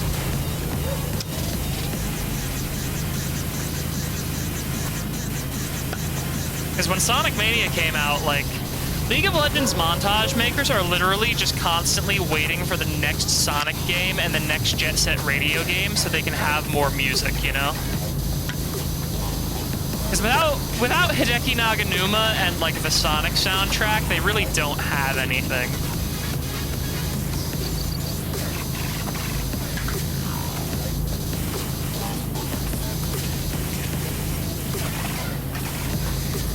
I gotta say, I'm really sad that we've, immediately descended into Kerplunk core, where, like, half of the instruments are going, like, boing and Kerplunk, and just really sounding quite awful. I like bass as much as anyone else. It jiggles me real good. It feels real nice. But I really don't like when it just sounds like someone's running a fucking vibrator in a bathtub.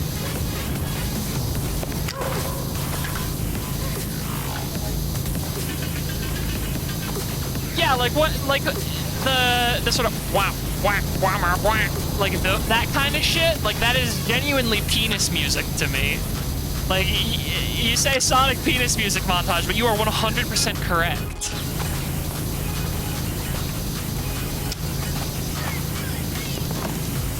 Like, it's that specific drum, too. Like, I don't know if it's a specific sample that comes with, like, Ableton or something like that, but it's a very specific, like, blown-out tin drum sample that's in every bad dubstep mix. It's like those guitar progressions you get with lo-fi music, where, like, they all have the same 3 chord progressions.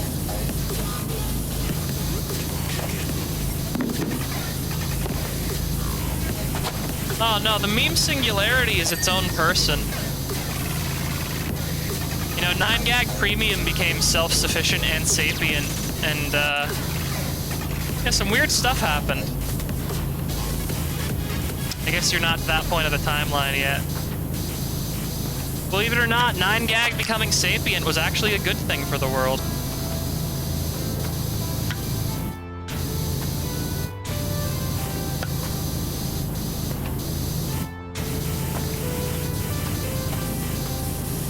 You know, I just realized I've been looking for an explanation, or not an explanation, I've been looking for an excuse this whole time to do a stream where I watch the training video for Chuck E. Cheese.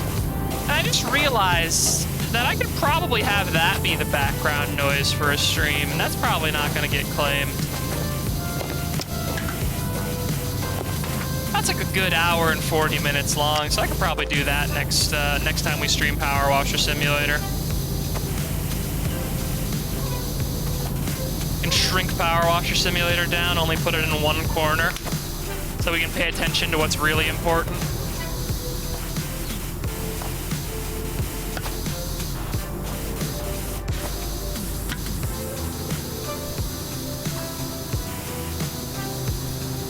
Corporate training videos from the 90s and early 2000s really are a delight because none of them have been updated since because nobody wants to spend the money to update them.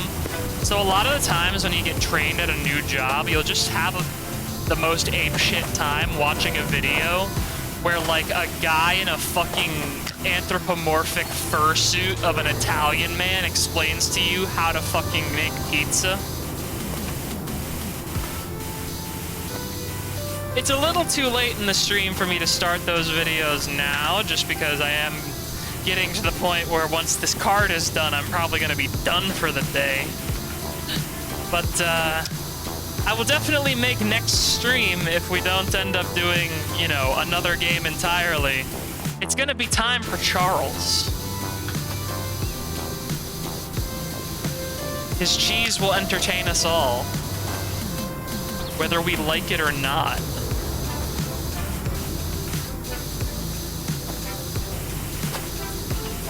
Actually, didn't Chuck E. Cheese go bankrupt? Did they go like the kind of bankrupt that you can come back from? Or are they like the kind of bankrupt where they're just gone forever?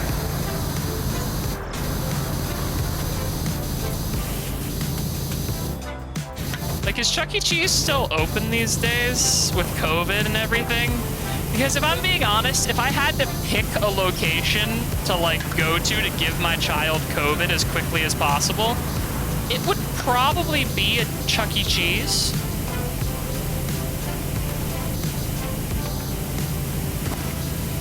Chapter 11. So what the fuck does like, if you can just declare bankruptcy and keep operating, like,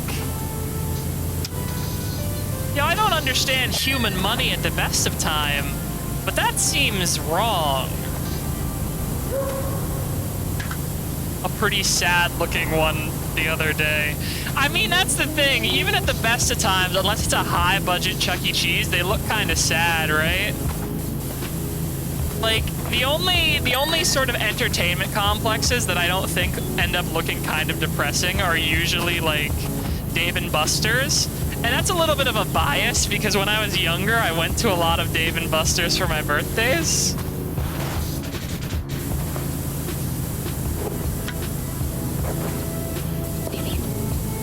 Like, all Chuck E. Cheese's look a bit sad, in my opinion.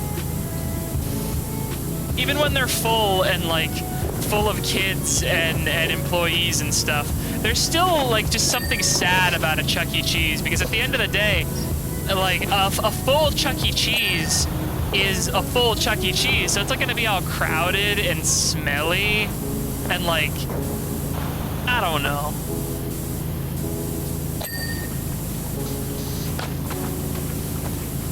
An empty Chuck E. Cheese is a hollow promise. A full Chuck E. Cheese is a realized threat, you know?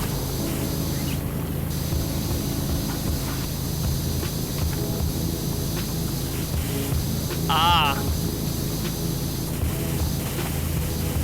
So what you're saying is it's our moral responsibility to go to Chuck E. Cheese to make sure that they don't go out of business.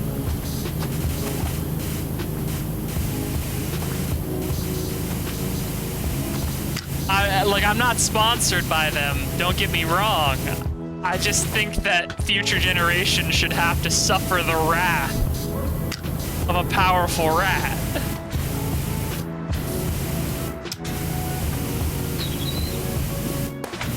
This is driving me fucking nuts.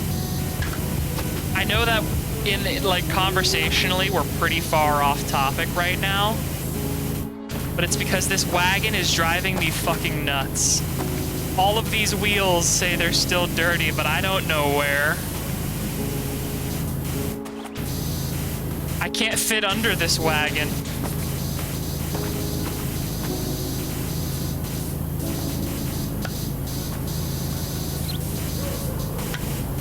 I can't believe we're at a point in my stream career where I have been on a level for so long, the gameplay has become so mind-numbing that we are actually, or at least, you know, I don't know about you guys, but I am having more fun talking about Chuck E. Cheese's Chapter 11 bankruptcy.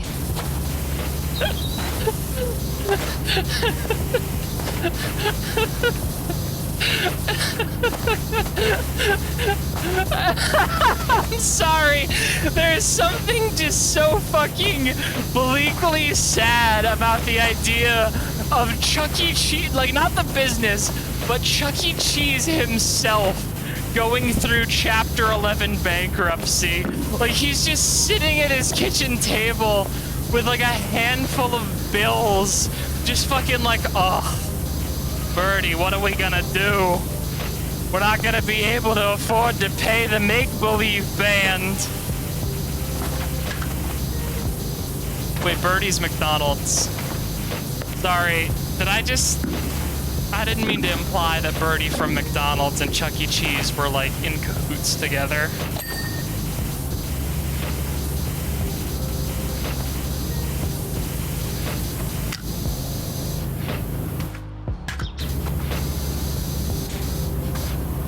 You know what really upset me, honestly, to find out as an adult? So you know those games at like Dave & Buster's and Chuck E. Cheese and the like, where they've got the lights going in a circle and you have to stop it on like a specific slot in order to win a jackpot? I learned recently, apparently, and this was a moment that ruined like Chuck E. Cheese for me, low-key. Those machines aren't legally required to be fair, and they're so not legally required to be fair that those machines actually have a setting where they will actually only land on the jackpot after a certain amount of tokens have been put in them. And that is an amount that if you actually look in the manual for those machines, there are instructions in the manuals how to set that amount. Like, it's not like a cheeky little trick that only the arcade owners know, or like only the mysterious Dave and Buster themselves know. It's just kind of in their manual. Like, they're very open about the fact that they're a very good return on investment because for the most part, they don't give out that many tickets as long as you set them to a conservative jackpot amount.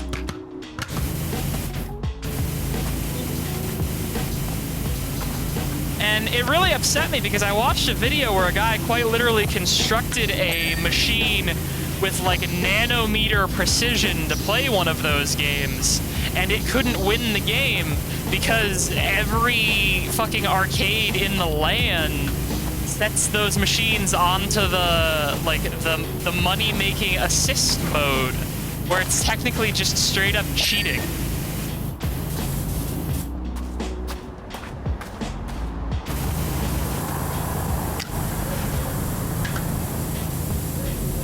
Like, apparently, a lot of the machines at Dave & Buster's and shit are just under no obligation to be fair. Like, even less so than slot machines, because slot machines are legally required to some extent to be fair and eventually pay out, right?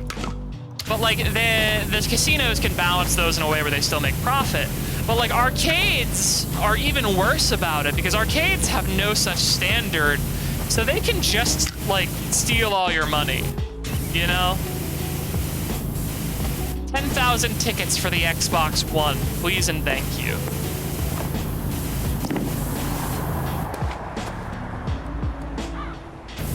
Oh, she's a water diviner. No wonder she's being so annoying about my power washer.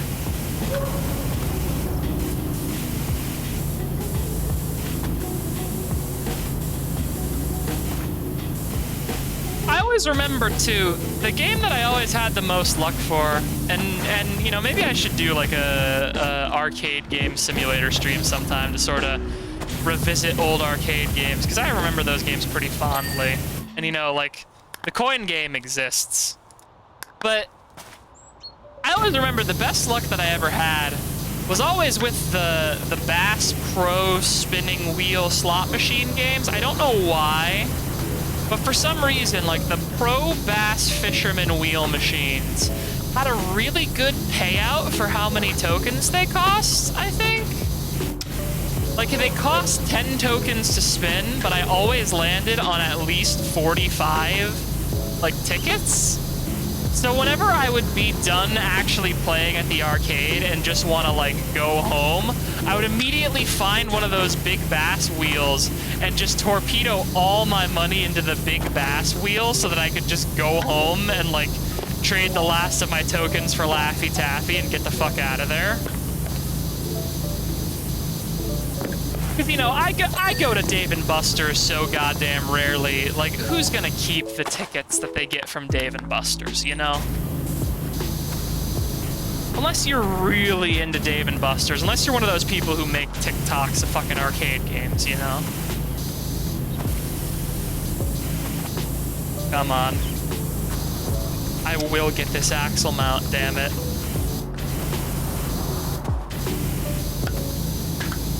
I don't know how I could clean this more. There we go. I hate this cart so much.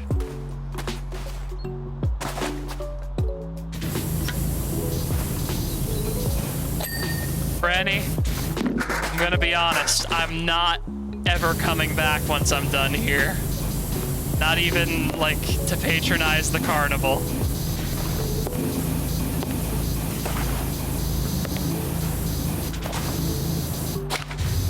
Like, what is this with these tiny, like, fucking windowsill crevices, PowerWash Simulator?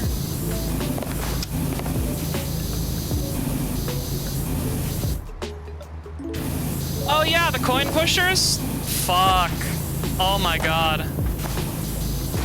Do they make, like, they certainly have, like, Twitch Plays coin pusher streams, right? Like, those are a thing that exist, right? Because that sounds like so much fun, like actually just watching one of those machines be played and won. Because I would get obsessed with those things too, but there was always a part of me that felt guilty for playing them because, like, low-key, some part of me knew that I was wasting my tokens because I was never good at them. Like, I never got any of the jackpots or anything.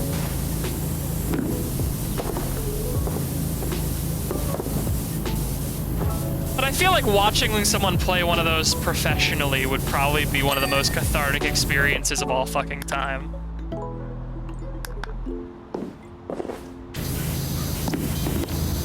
So, you know, there are people who their whole brand is quite literally they're just very good at arcade games. They just go out and, like, win hundreds of dollars of fucking prizes at arcades. And I understand that because, like, you can play simulations of arcade games all day long. Like, you can play, Typing of the Dead, fucking, like, you can play all these simulations of those classic light gun games and the coin pushers, and you can play the coin game. But I don't think you can really simulate a pinball machine. Like, I genuinely just don't think you can simulate a pinball machine well enough to make it, like, truly, like, recapture sort of the essence of a pinball machine at the very end of the day. Like, it's just not something that you can ever do unless you start getting, like, VR gloves that can, like, haptically vibrate people's fucking hands. That's the thing. I know there are Twitch streams that are just streams of people remotely playing, like, they're remote arcades where, like, you can play crane games, and then if you win it, like, they mail the plushie to you. So I have to imagine they also have, like, coin pusher, like playable coin pushers on Twitch, right?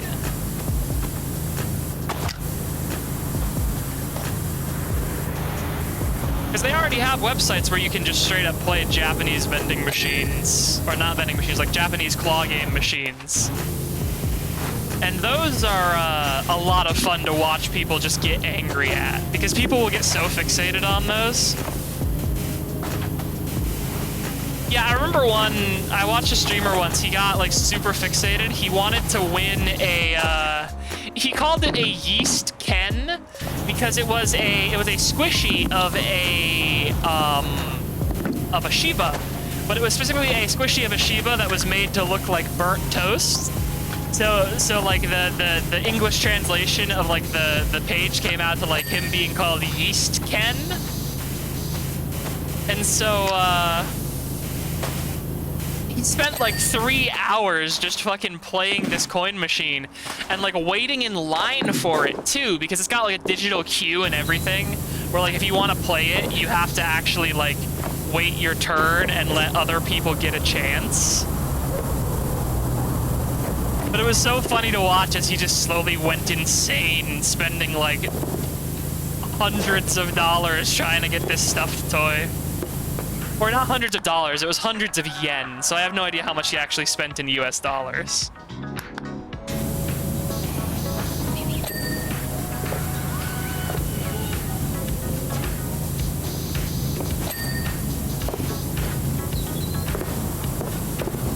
I think that same streamer, I believe it was Rain Radio TV, who did this, though I'm not 100% sure. It might have been one of his pals. Basically, the second that he actually won the Yeast Ken, he immediately fucking, like, grabbed a jar from off-screen and painted a Joker smile onto his face while everyone in his call just went, What are you doing? Hey, are you okay? What are you doing? Sorry, what? What? Apparently a game you can hook up your chat and they can play it while you watch. Hang on a second.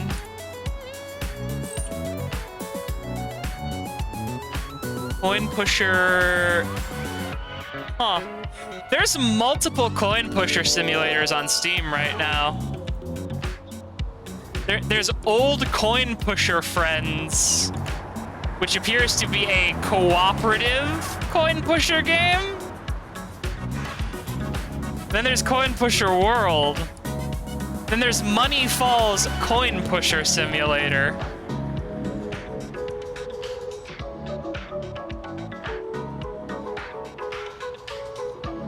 Huh. Yeah, no, if I wanted to, I could straight up get a coin pusher for my stream. Maybe I'll make that a donation goal once I make partner. we can add a coin pusher for the chat to play with if they're bored of watching me.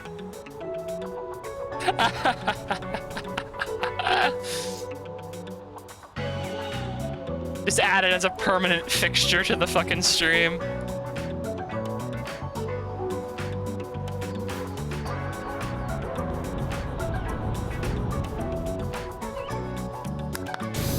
God, okay, I can't get too distracted otherwise. Like, I'll just straight up be looking through coin pushers instead of playing PowerWash Simulator. Because I actually do enjoy coin pushers quite a lot. They are one of my favorite arcade games that I never got to play very much of. Because it's one of those things where, like, I enjoy the idea of them, but I don't want to actually lose money. Like, with real slot machines, like, I love the idea of a real slot machine. Like, I love the idea of winning money, that's cool.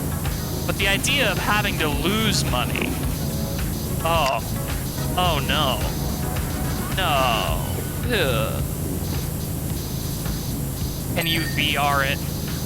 Sadly, there are not very many good VR, like, arcade simulators that are also streamable, to my understanding. And the ones that are currently not compatible with my headset. I switched over to Linux, and, sadly, because I own a Quest, which is owned by, Facebook, they've decided that, you know, bad and naughty children don't get to enjoy the Quest if they are, Linux users. Like, I used to have a cable where I could connect my headset to my computer, and it would basically turn it into an Oculus Rift, so I could use it to play PC VR stuff. But that cable is just not compatible with Linux because Facebook hates us. I say us because I count myself as one of the many poor put upon Linux users in the world now, you know?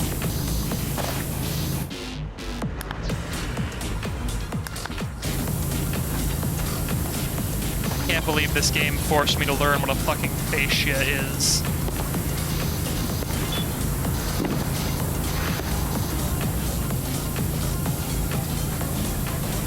Come on. Let me out of the Uncanny Franny's fucking cart.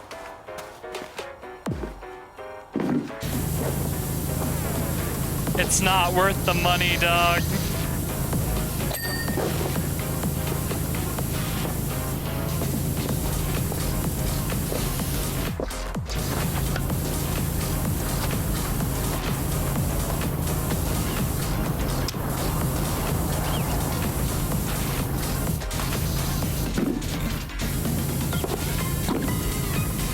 I forgot how much I genuinely hated this cart level.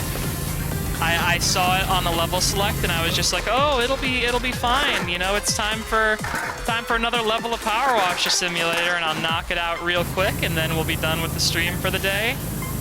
And then, no, it was this fucking cart. Okay, yeah, I just wasn't sure if it was Wayne himself or if it was one of his friends that he was just sitting in for while they did it. He did Jokerify himself over Yeast Ken.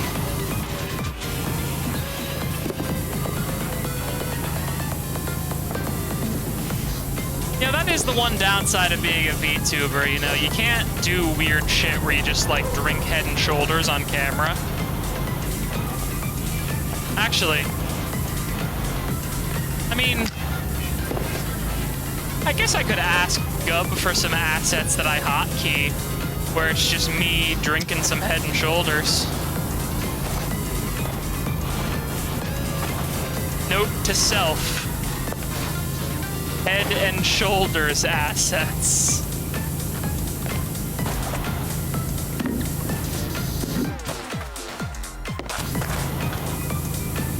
You know, the Team Rocket hideout theme is kind of matching how insane this level is making me feel, if nothing else.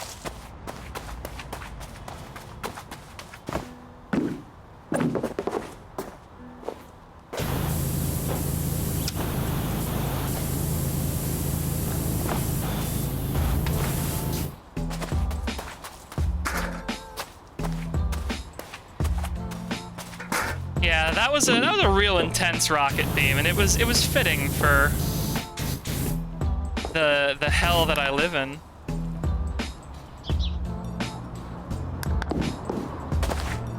Literally, hate this level so much.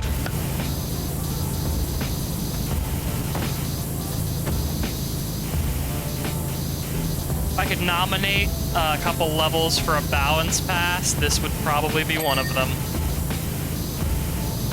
Because, God, I hate this fucking wagon! Ah!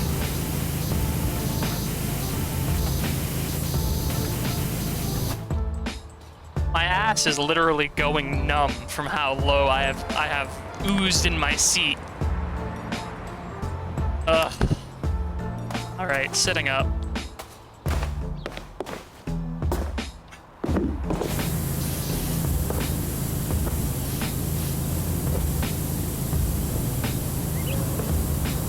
Am I gonna have to finally cave and actually buy soap? Is this when I finally give up and buy soap?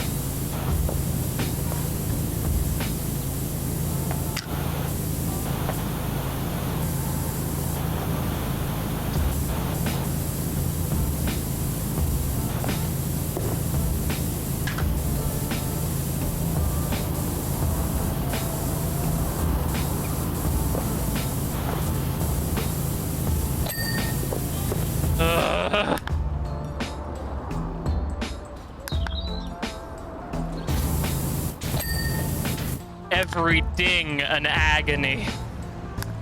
Every wash a masterpiece.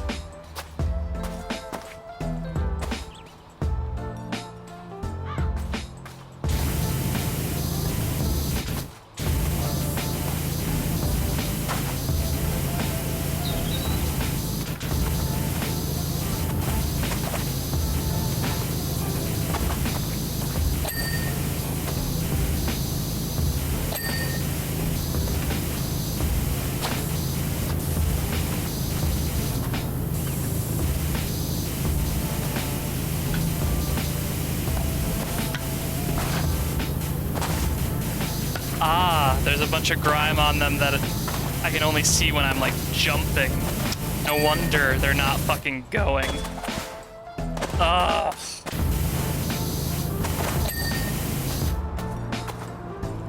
They're really fucking cursed.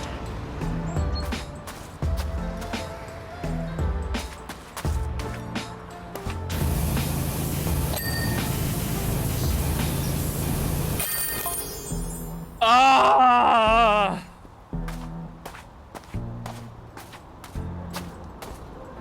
The wishy-washers? Sorry, how many times has Harper changed the name of my fucking business? This is like the third time Harper has changed the name of my business on me.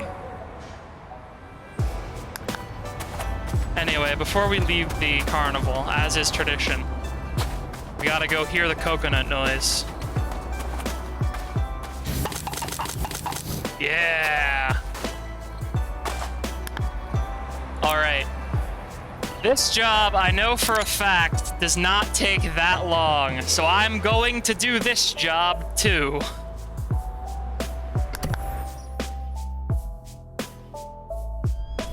And in fact, there's an achievement for doing this job with nothing but the white nozzle, because we've been contracted to do a fucking archaeological dig. So we can't just power wash this thing to fucking pieces.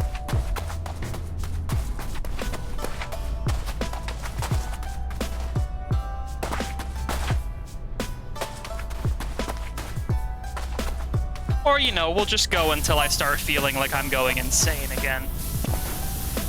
You know? My name's not Wishy-Washy. That's a Pokemon, sir.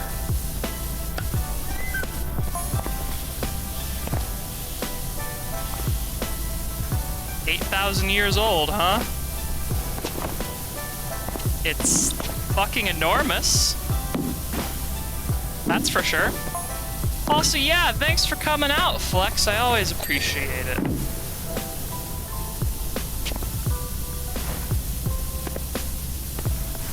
Sorry that the last half of the stream turned into real fucking madness hours.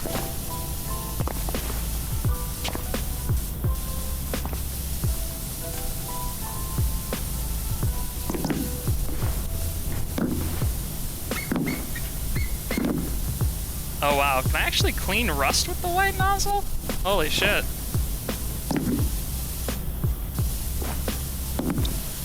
Yeah, peace, have a good one.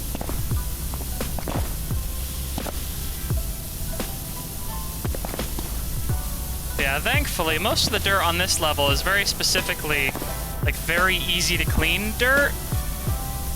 So this level shouldn't, in fact, take fucking 2.5 hours like the last one.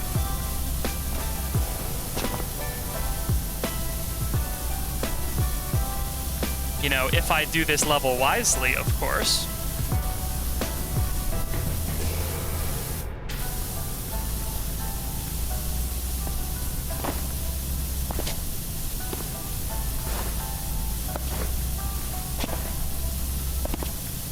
Probably shouldn't be jumping up and down on this ancient statue, but...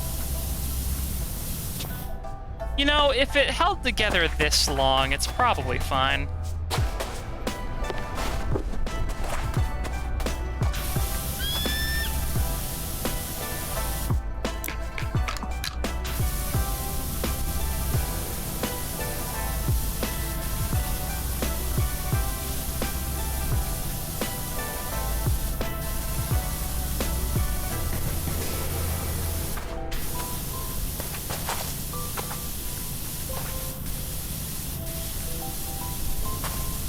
That volcano's not looking great.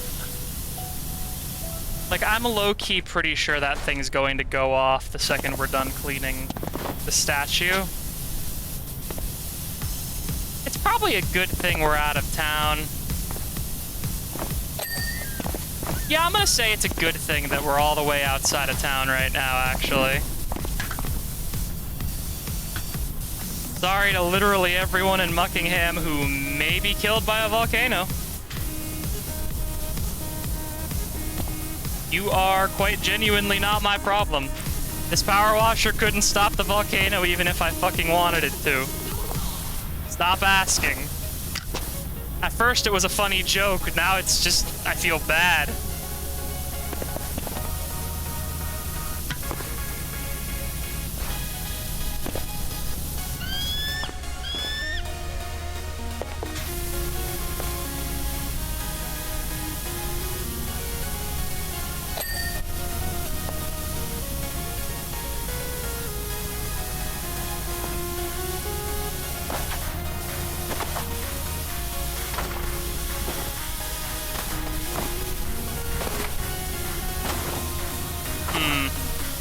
That necklace looks like it's a different material from the rest of the statue.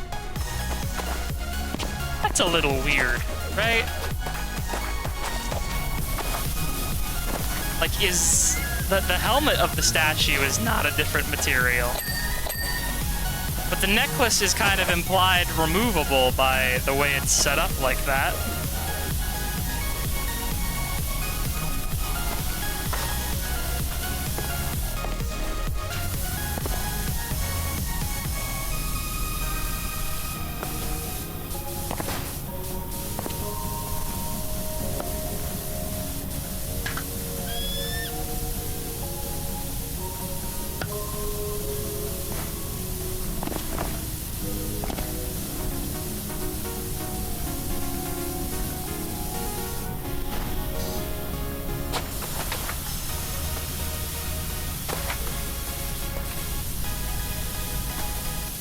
I might have to go get the actual professional scaffolding instead of relying on the archaeological scaffolding.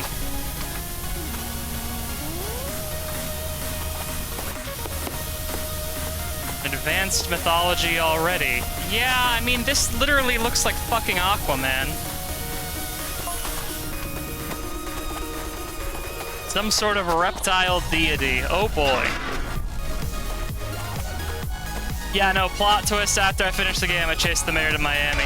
I mean, he said that he was going by car, but he did have us clean his boat. So I think he might have just straight up taken his boat down to the Florida Keys or something. Like, I think the mayor is legitimately just waiting for the volcano to wipe the town out. Which is kind of grim, you know? If my town was about to be wiped out by a volcano, I would hope that the mayor would care. Like, a little.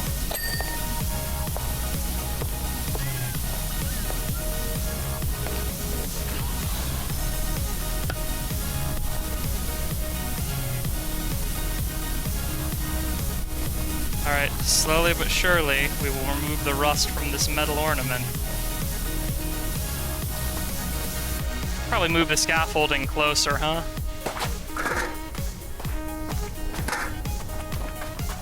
Come real close. Right up in the statue's fucking schnoos. Yeah. Gonna irrigate this guy's fucking brain with my power washer.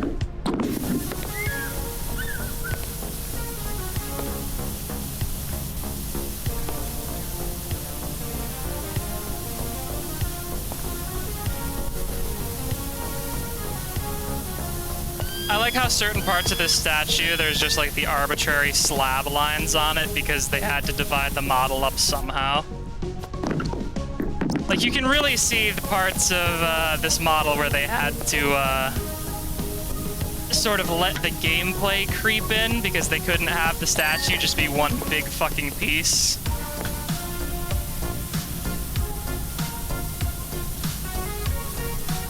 I think that's always charming, where you can kind of see the points of design where gameplay had to compromise with looks in order to make gameplay possible.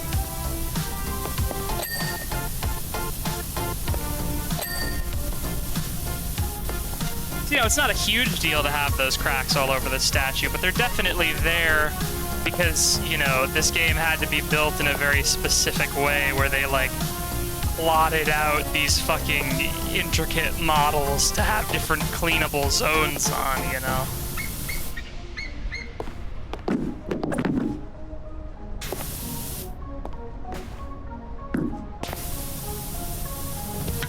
Someday, the helmet decoration will ding. But I don't know when.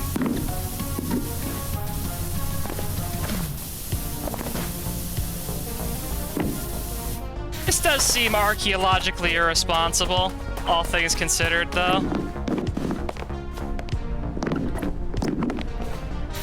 Like, I'm being delicate, and I'm using a delicate nozzle because I want to get the achievement for it, but... What if I had just come in here with 5,000 PSI of history-erasing fucking agua and just decimated this bastard, you know?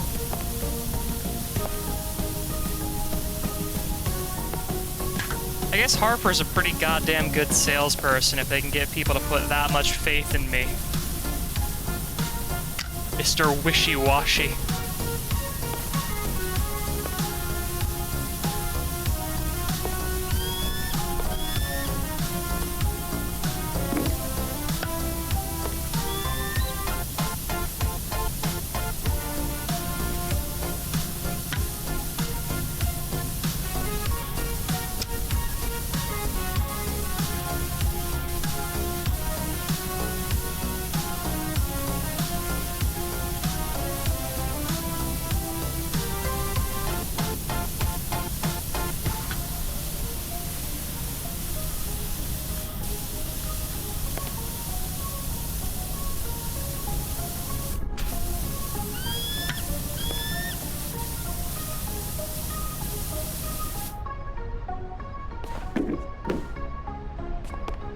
Well, we're not getting any dings, but the percentage is going up slowly but surely.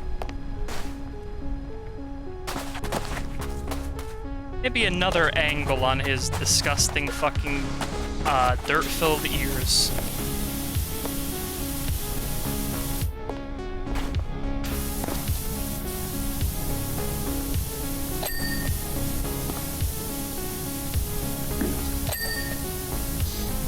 Yeah, there we go.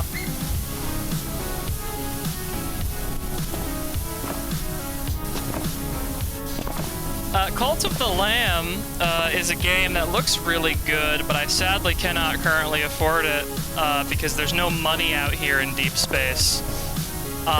Where you are the chosen one of a dark god in a land that is basically ruled by a bunch of cults of a bunch of different dark gods. It's apparently a little bit of a roguelike, a little bit of Animal Crossing, and like a little bit of like a colony simulator, because you're basically building up a cult to your dark god of choice, so that you can get enough power to get vengeance on the other cults.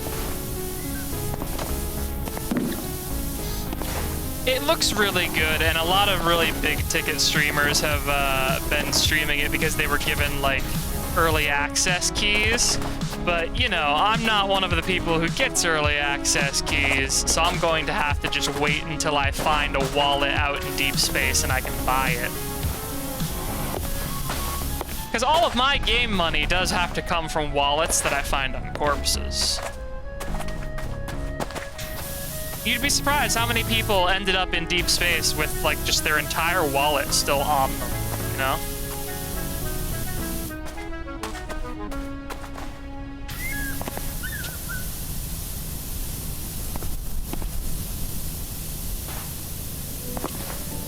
God damn it. You just give me the noise already?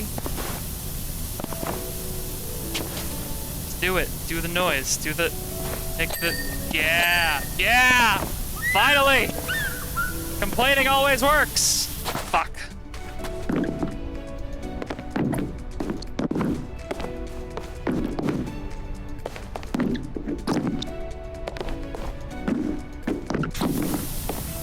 I do have to say, I'm pretty sure the only reason they named it Cult of the Lamb, and the only reason, like, they made the main character a lamb, specifically, is just so they can have, like, the oblique Jesus reference and maybe get some attention by being controversial about Christianity.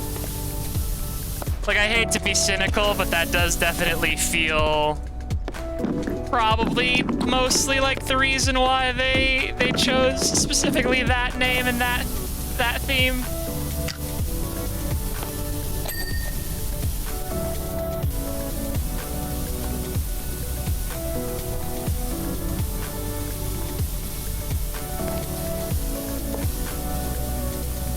But you know, video games were always satanic, so. Yeah, that's the other thing, you know, people like sheep. I'm not always a huge fan of sheep because I know sheep smelly. Like I don't know why, but sheeps, goats, and lambs love to be just the stinkiest fuckers in the world. Like, I don't know why they specifically either, but for some reason, whenever I got around, like, a large number of sheep and goats and stuff, they just utterly stink. They just smell so bad. Like, a pen full of sheeps and goats on the roadside will legitimately stink up, like, the entirety of the road that they are near. And it's like a stink in a way that, like, horses don't, you know? Like, horses have a smell, but they don't have, like... They don't have a stench like lambs and goats do.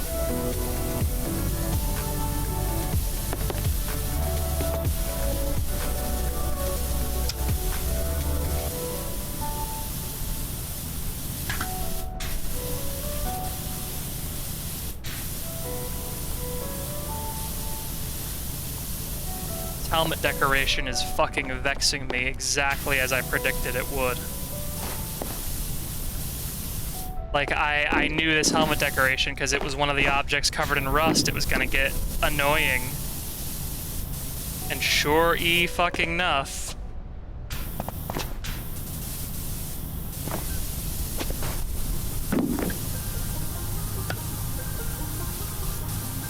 Come on. There, finally.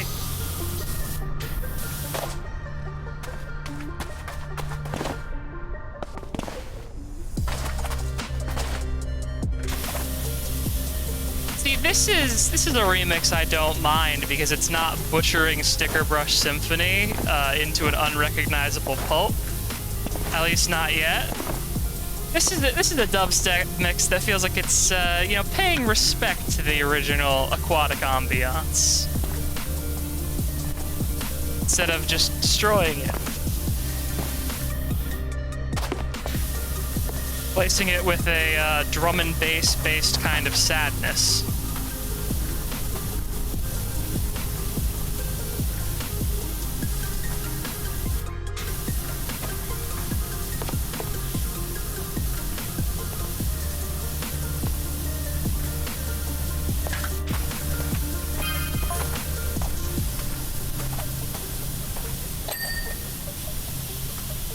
Yeah, so fun fact about those Egyptian statues, actually, now that our friend in the text brings it up.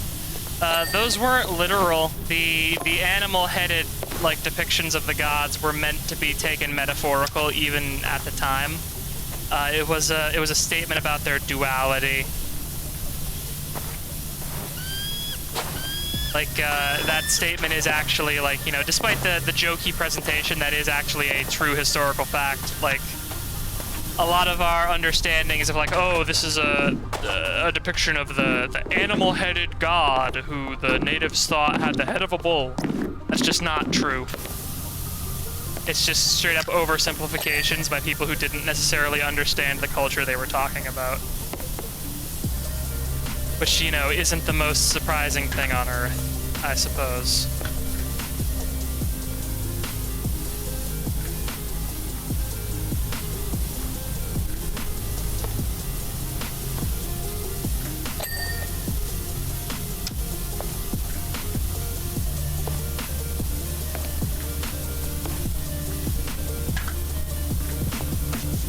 This does lend some credence to some of the more out-there Atlantean theories I've heard about the town of Muckingham, though.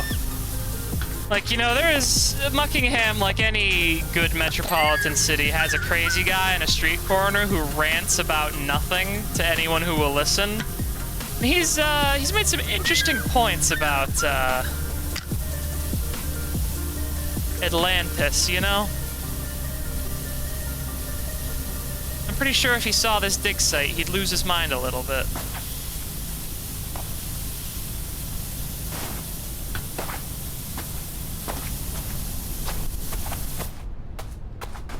Keep forgetting the sort of lower level of this dig is actually a lot lower than I expect. I keep jumping down to try and get a lower angle on this fucking pendant, only to plummet like 30 feet into the floor.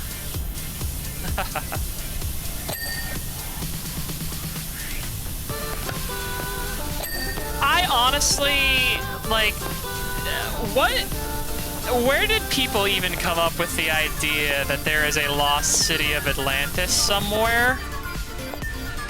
Like, we hear about it all the time, and we hear all of these wild and crazy theories about, like, oh no, Atlantis is here, Atlantis is there. But, like, do we actually have any precedent for an Atlantis existing? Or is it literally just people looking at maps and deciding there should be cities and being upset that there aren't cities where they expected there to be cities?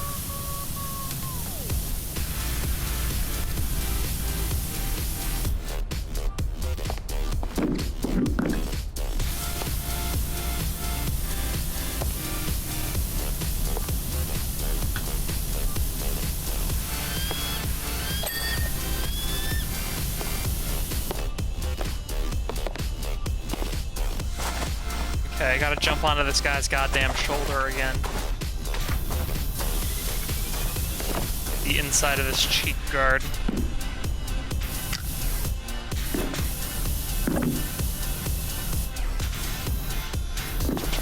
Ugh.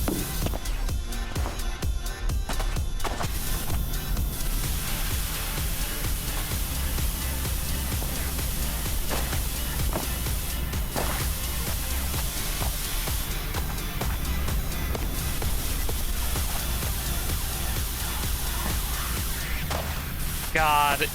Honestly, though, that's what a lot of geography conspiracy theories do feel like. You're honestly right. Like, some dude just decided that things should be a certain way, and they're really angry it isn't. Like, imagine being the one guy who looked at the fucking continents and was like, hey, it looks like the continents can fit together. And then, like, for years, you were just told, like, oh, that's funny, whatever.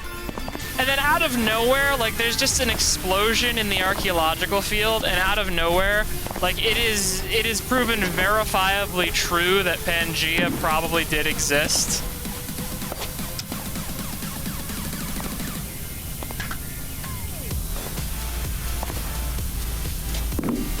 Like, it's weird to think about, but apparently, like, we just kind of didn't accept the idea of Pangea until pretty recently in scientific history.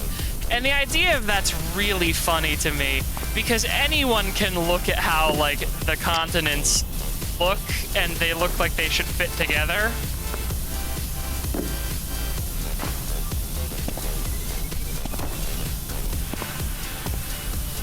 Maybe I just have the benefit of, you know, hindsight, as they say. It is 2020.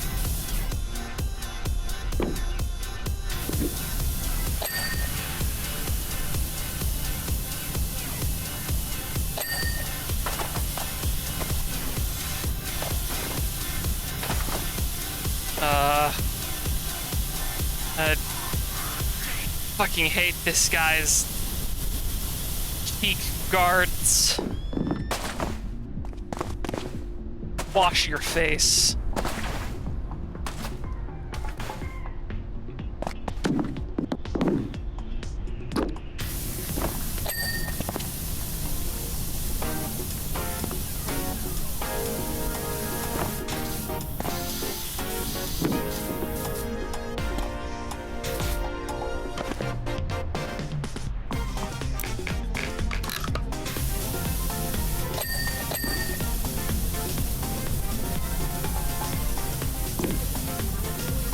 while we're clinging to the front of the statue like a goddamn capuchin.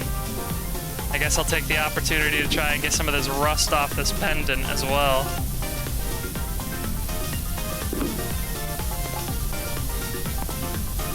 Here I was being like, oh, I remember this level being quick. And then I forgot there was all this rust that they want you to clean off with a white nozzle for an achievement. And I remembered that I'm literally fucking insane for achievements.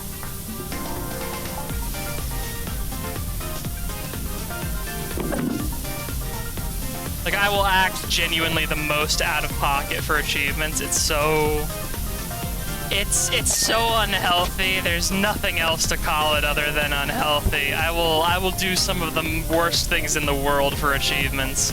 And the funniest part is, like, I think achievement-based morality in games sucks and is stupid, but I'll still, like, do bad things for the sake of getting achievements. It's just I'll also be annoyed when the game expects me to be a good person so I can get an achievement, rather than be a good person because I should want to be a good person. I feel like there's a lot of games where the NPCs are so goddamn unlikable that the only reason you would help anyone who wants your help in that game is because there is an achievement for helping them, you know?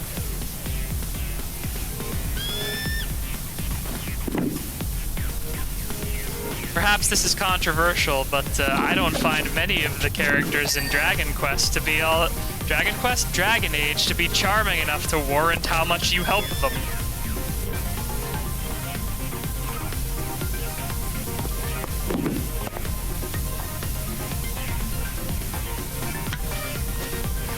Oh, I mean, I absolutely understand. I just get motivation in different ways.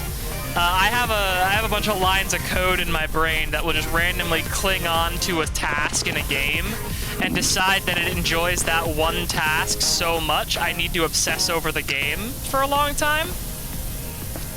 Like, recently it was, my brain just randomly decided that it wanted to 100% all of the soul clusters in Saints Row Gat Out of Hell, despite that game being intensely mid and having like over 400 fucking soul clusters on the map that you have to fly around and grab for no real benefit other than like incredibly minor mechanical upgrades. But some sick part of me just decided I had to do it. It was funny, too, because they even had voice lines from your character where they would go, there better not be like 100 of these fucking things. And there ended up being like 800 of them. I don't know if they're necessarily excused from making the game a pain in the ass, though, just because they called attention to the fact that the game was a pain in the ass, you know?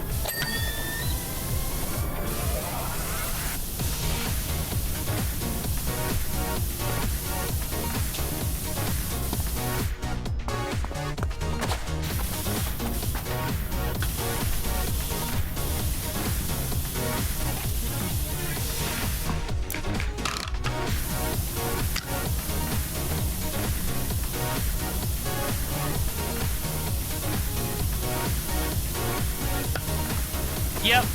Yeah, no, that's exactly it. Making a joke about your fucked design is not an excuse for your fucked design unless you, like, do something to unfuck your design.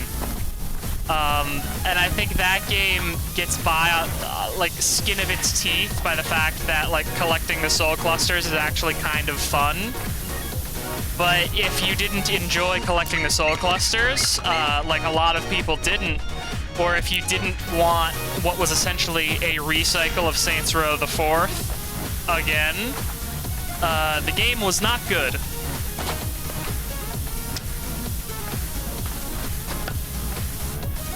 It was also oddly a series entry that was written very much for fans of Saints Row, because, like, they bring back some characters that just straight up don't show up in Saints Row the 3rd, despite it being in Saints Row the 3rd's engine and being, like, you know, a direct follow-up to Saints Row 3 and 4.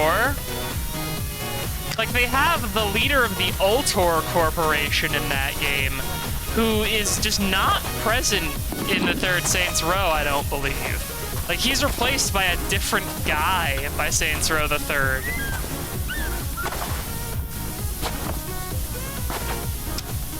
Like, Dane Vogel was the villain of Saints Row fucking 2, I'm pretty sure, and he gets replaced by a different guy. But then he just kind of shows up in Gat Outta Hell and is like your mission support for a lot of Gat Outta Hell. Oh boy, aquatic ape theory. I bet this isn't stupid at all.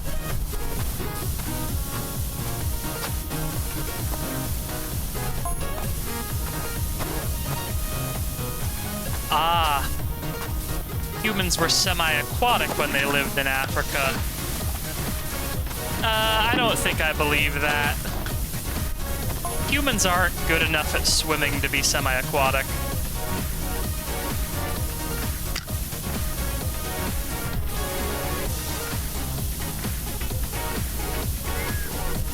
I'm pretty sure other apes have insulating layers of fat. I'm pretty sure they're under the skin, too, because I don't know where else you'd keep an insulating layer of fat.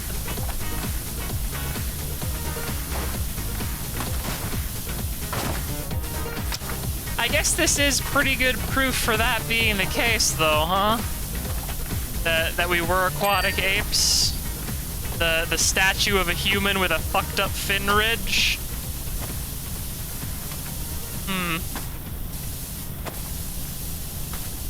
Speaking of fucked design, am I right?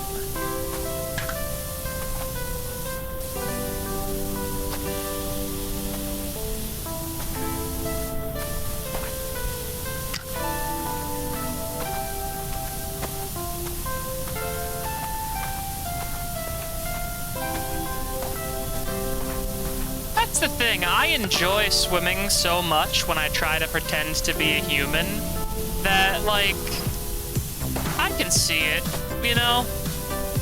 The simulation of a human brain that I have loves swimming so much. You know, floating, drifting, even doggy paddling, just like, even if you can't swim all that well, like, doggy paddling can be a lot of fun as long as you're not, like, so bad at swimming that you're afraid of drowning, you know? Like, I think unless people specifically have thalassophobia or, like, a fear of deep water, like, more people than average enjoy swimming. I feel like that's a relatively uncontroversial statement.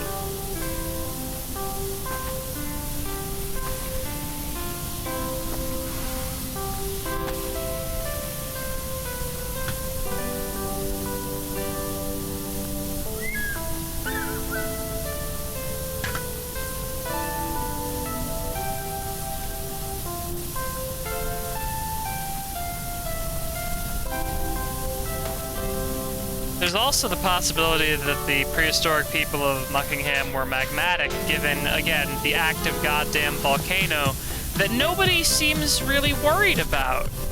Like, everyone just seems to be shrugging it off. And at this point, I'm going to start shrugging off the volcano as well, because... oh, boy. Yeah? Calvin, aren't you a geologist? Why do I need to get out of Muckingham? Oh yeah, Muckingham's gonna blow any time, huh? Ha ha ha! It's weird how you mentioned that, Cal. It's really weird how you mentioned that. I need to finish this job so I can fucking get on the highway right goddamn now. We need to be out of Muckingham yesterday, holy fuck. I don't want to be killed by a volcano.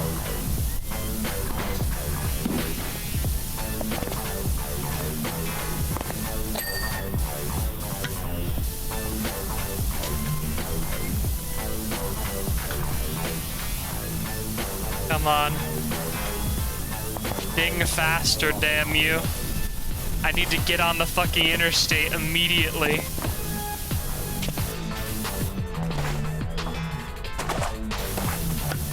Yeah, no, this is good getting killed by a volcano music. I'm just hoping that it doesn't come to that, you know? Like, as long as I'm outside of the range of the pyroclastic flow, I could probably fight off the water with my the lava with my power washer, right? Like, I think I have enough water.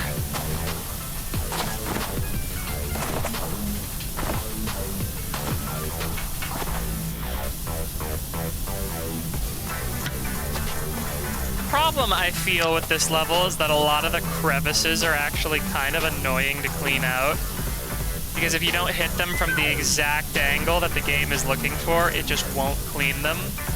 And it can feel kind of fucking random when they actually decide that you've gotten the right angle to clean them.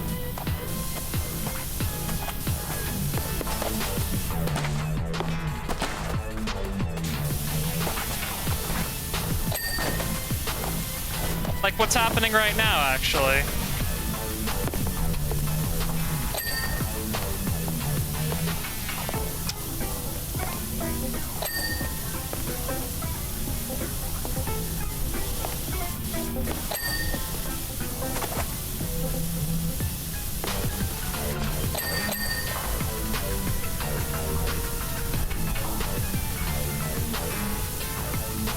Never quite getting to the point where it's just giving me the symphony of dinging noises that I want.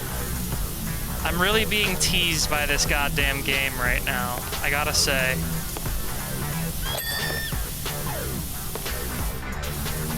Wow, I forgot how much some of the Sonic music just straight up sounds like it's ripping off the Inspector Gadget theme at some points.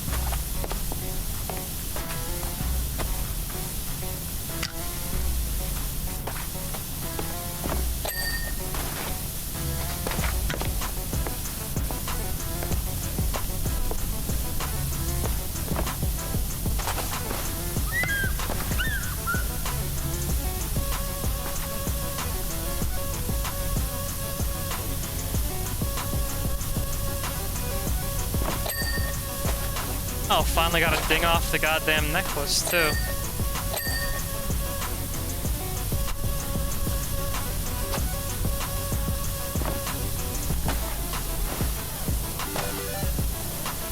God, ToeJam and Earl...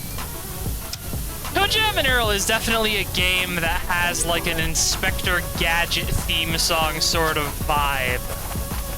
Like that might be a little bit hard to explain, but like the sort of dumpy fartiness of the Inspector Gadget theme song, like I think it translates almost directly into the sort of dumpy fartiness of ToeJam and Earl just as a game.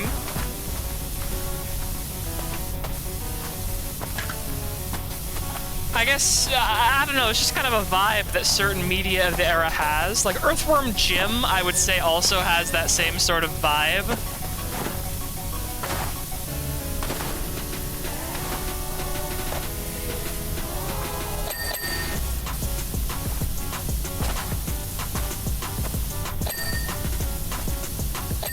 I think it's literally just like 90s Saturday morning cartoon goofiness. It's like a flavor of goofiness that was just popular at the time, you know?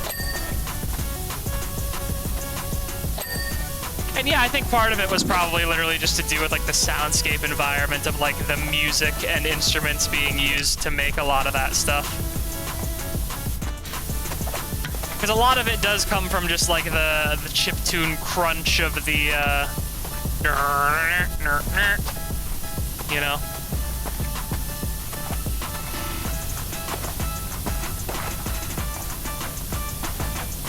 Almost done with this nightmare of a level. All levels are a nightmare of a level now. I forgot that PowerWasher Simulator requires some actual goddamn attention to detail later on.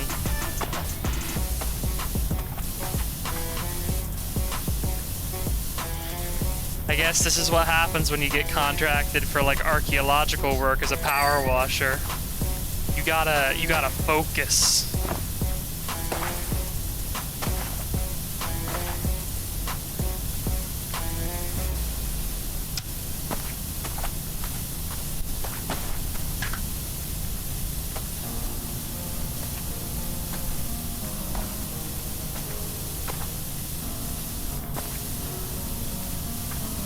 Come on, please. I need more dings. I'm being teased.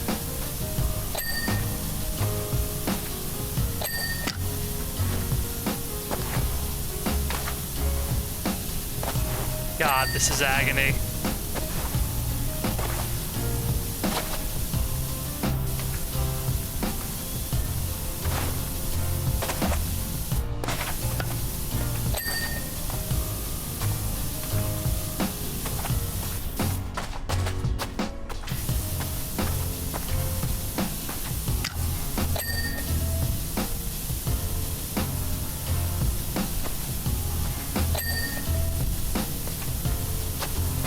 Wash the titty. Make the titty clean.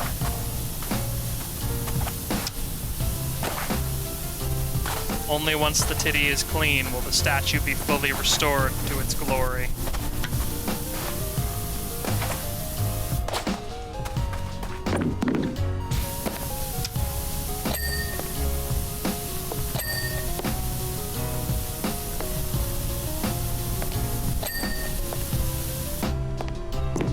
I guess my begging finally got through to the game, because now we're finally getting all the fucking objects complete that I've been waiting for this whole time. God.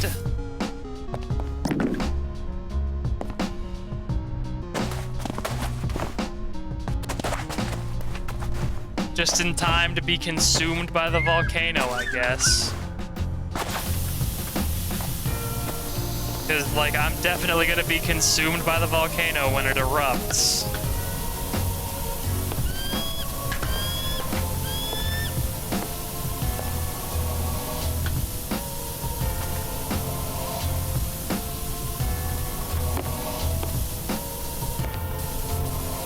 The boiling point of Void Puppy is actually remarkable.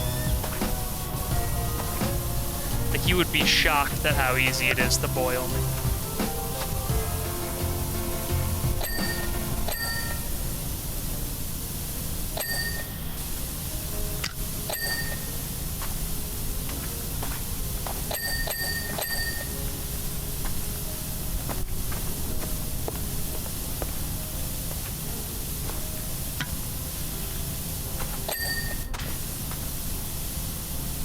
Really is just these fucking, like, crevices, Jesus. The second a room gets above 5% humidity, I literally start gathering water out of the air like a magnet. You don't even know. I actually count as an industrial desiccant, but only in as much as I will attract all of the water to myself and then sort of, like, turn into the water.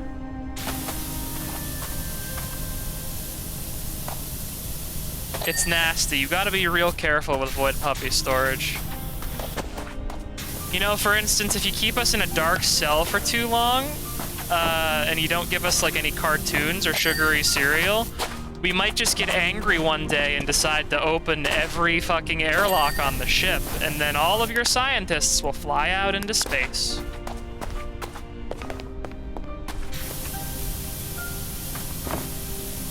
At least this guy, it's really easy to see, like, the highlights for uncleaned parts.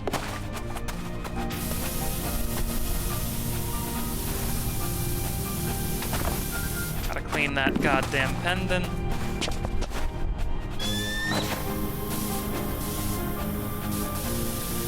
Can I put my ladder up on this guy at all? Do I have that as an option? Wherever you go, I'm always with you.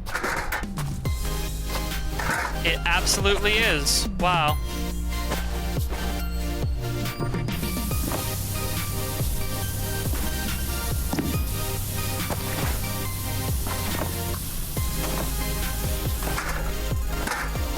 Sorry, Is it the top of this thing that's dirty? What part of this pendant is still dirty? Right in here?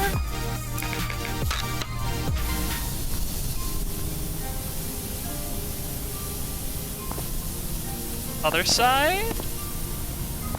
What part of this pendant could still possibly be dirty?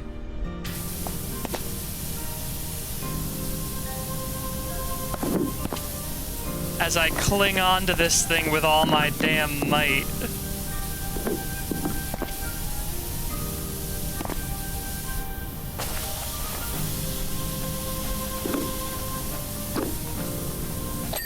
There we go.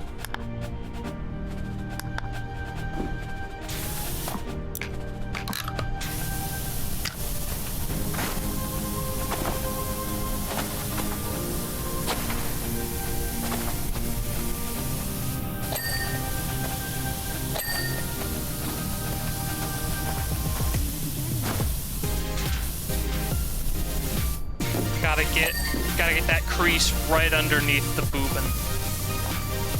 Otherwise, how will the statue be truly clean?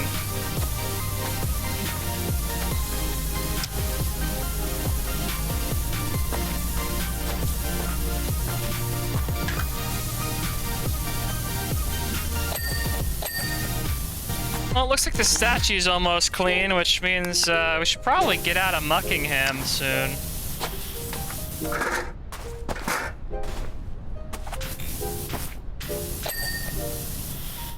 Like, we're a pretty decent distance from Muckingham, but I don't know if we're necessarily far enough that we will outrun, like, the entirety of the pyroclastic flow of the volcano. I'd rather be, like, a couple of states away when that thing finally goes. You know, I've seen a lot of documentaries about how bad it is to be caught up in a volcanic eruption. You know, I'm just a little paranoid about it, you know?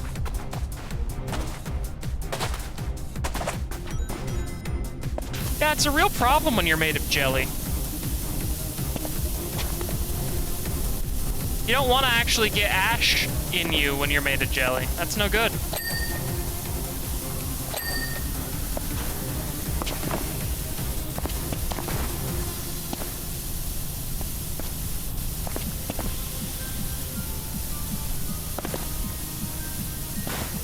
This helmet crest has, like, 2 tiny unwashed parts left on it. There we go.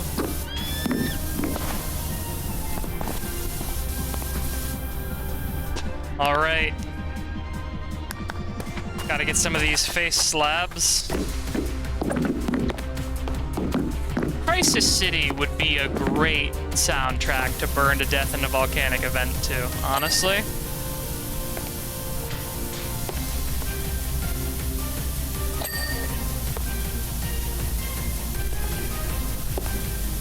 Like, this would fit. This would work.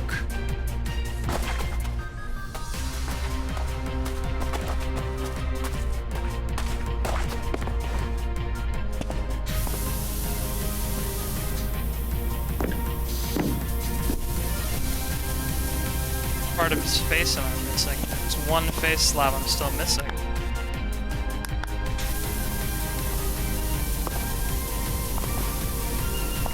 Not highlighting? What's going on here?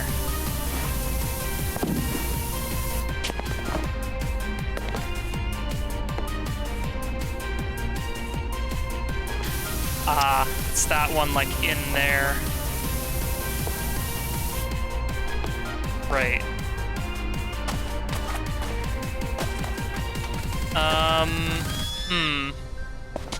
Yeah, maybe if I sort of wedge myself.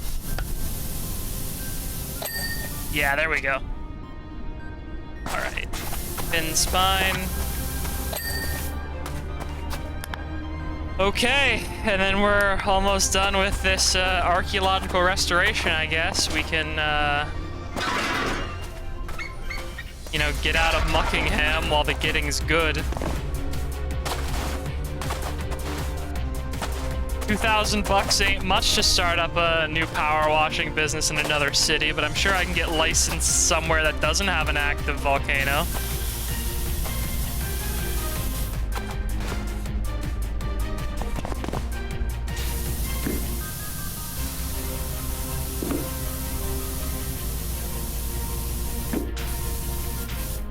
Come on. You can do it. I believe in you. You can make the noise. The noise I know you want to make for me. So I can leave this level. Come on!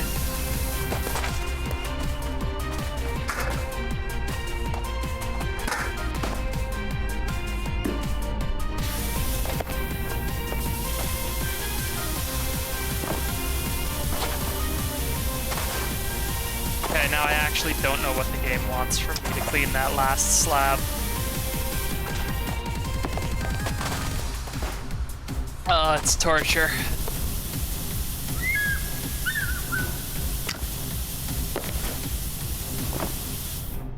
Oh, it's like actually being tortured.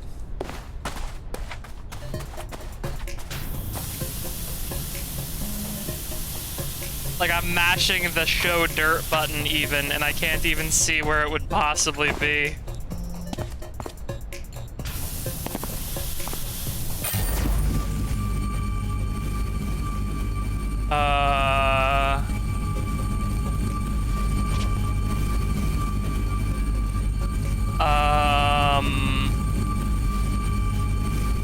Did we,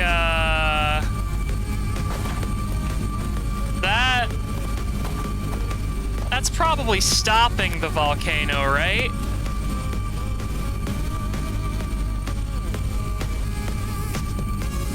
Yeah, no, it's probably...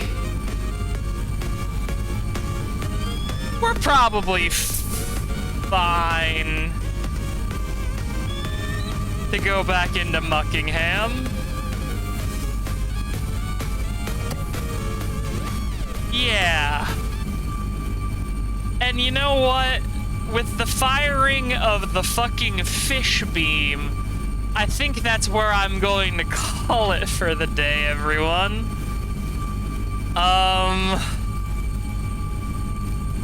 Be sure to fire your fish beam at the local volcano. I love you all. Have a beautiful day.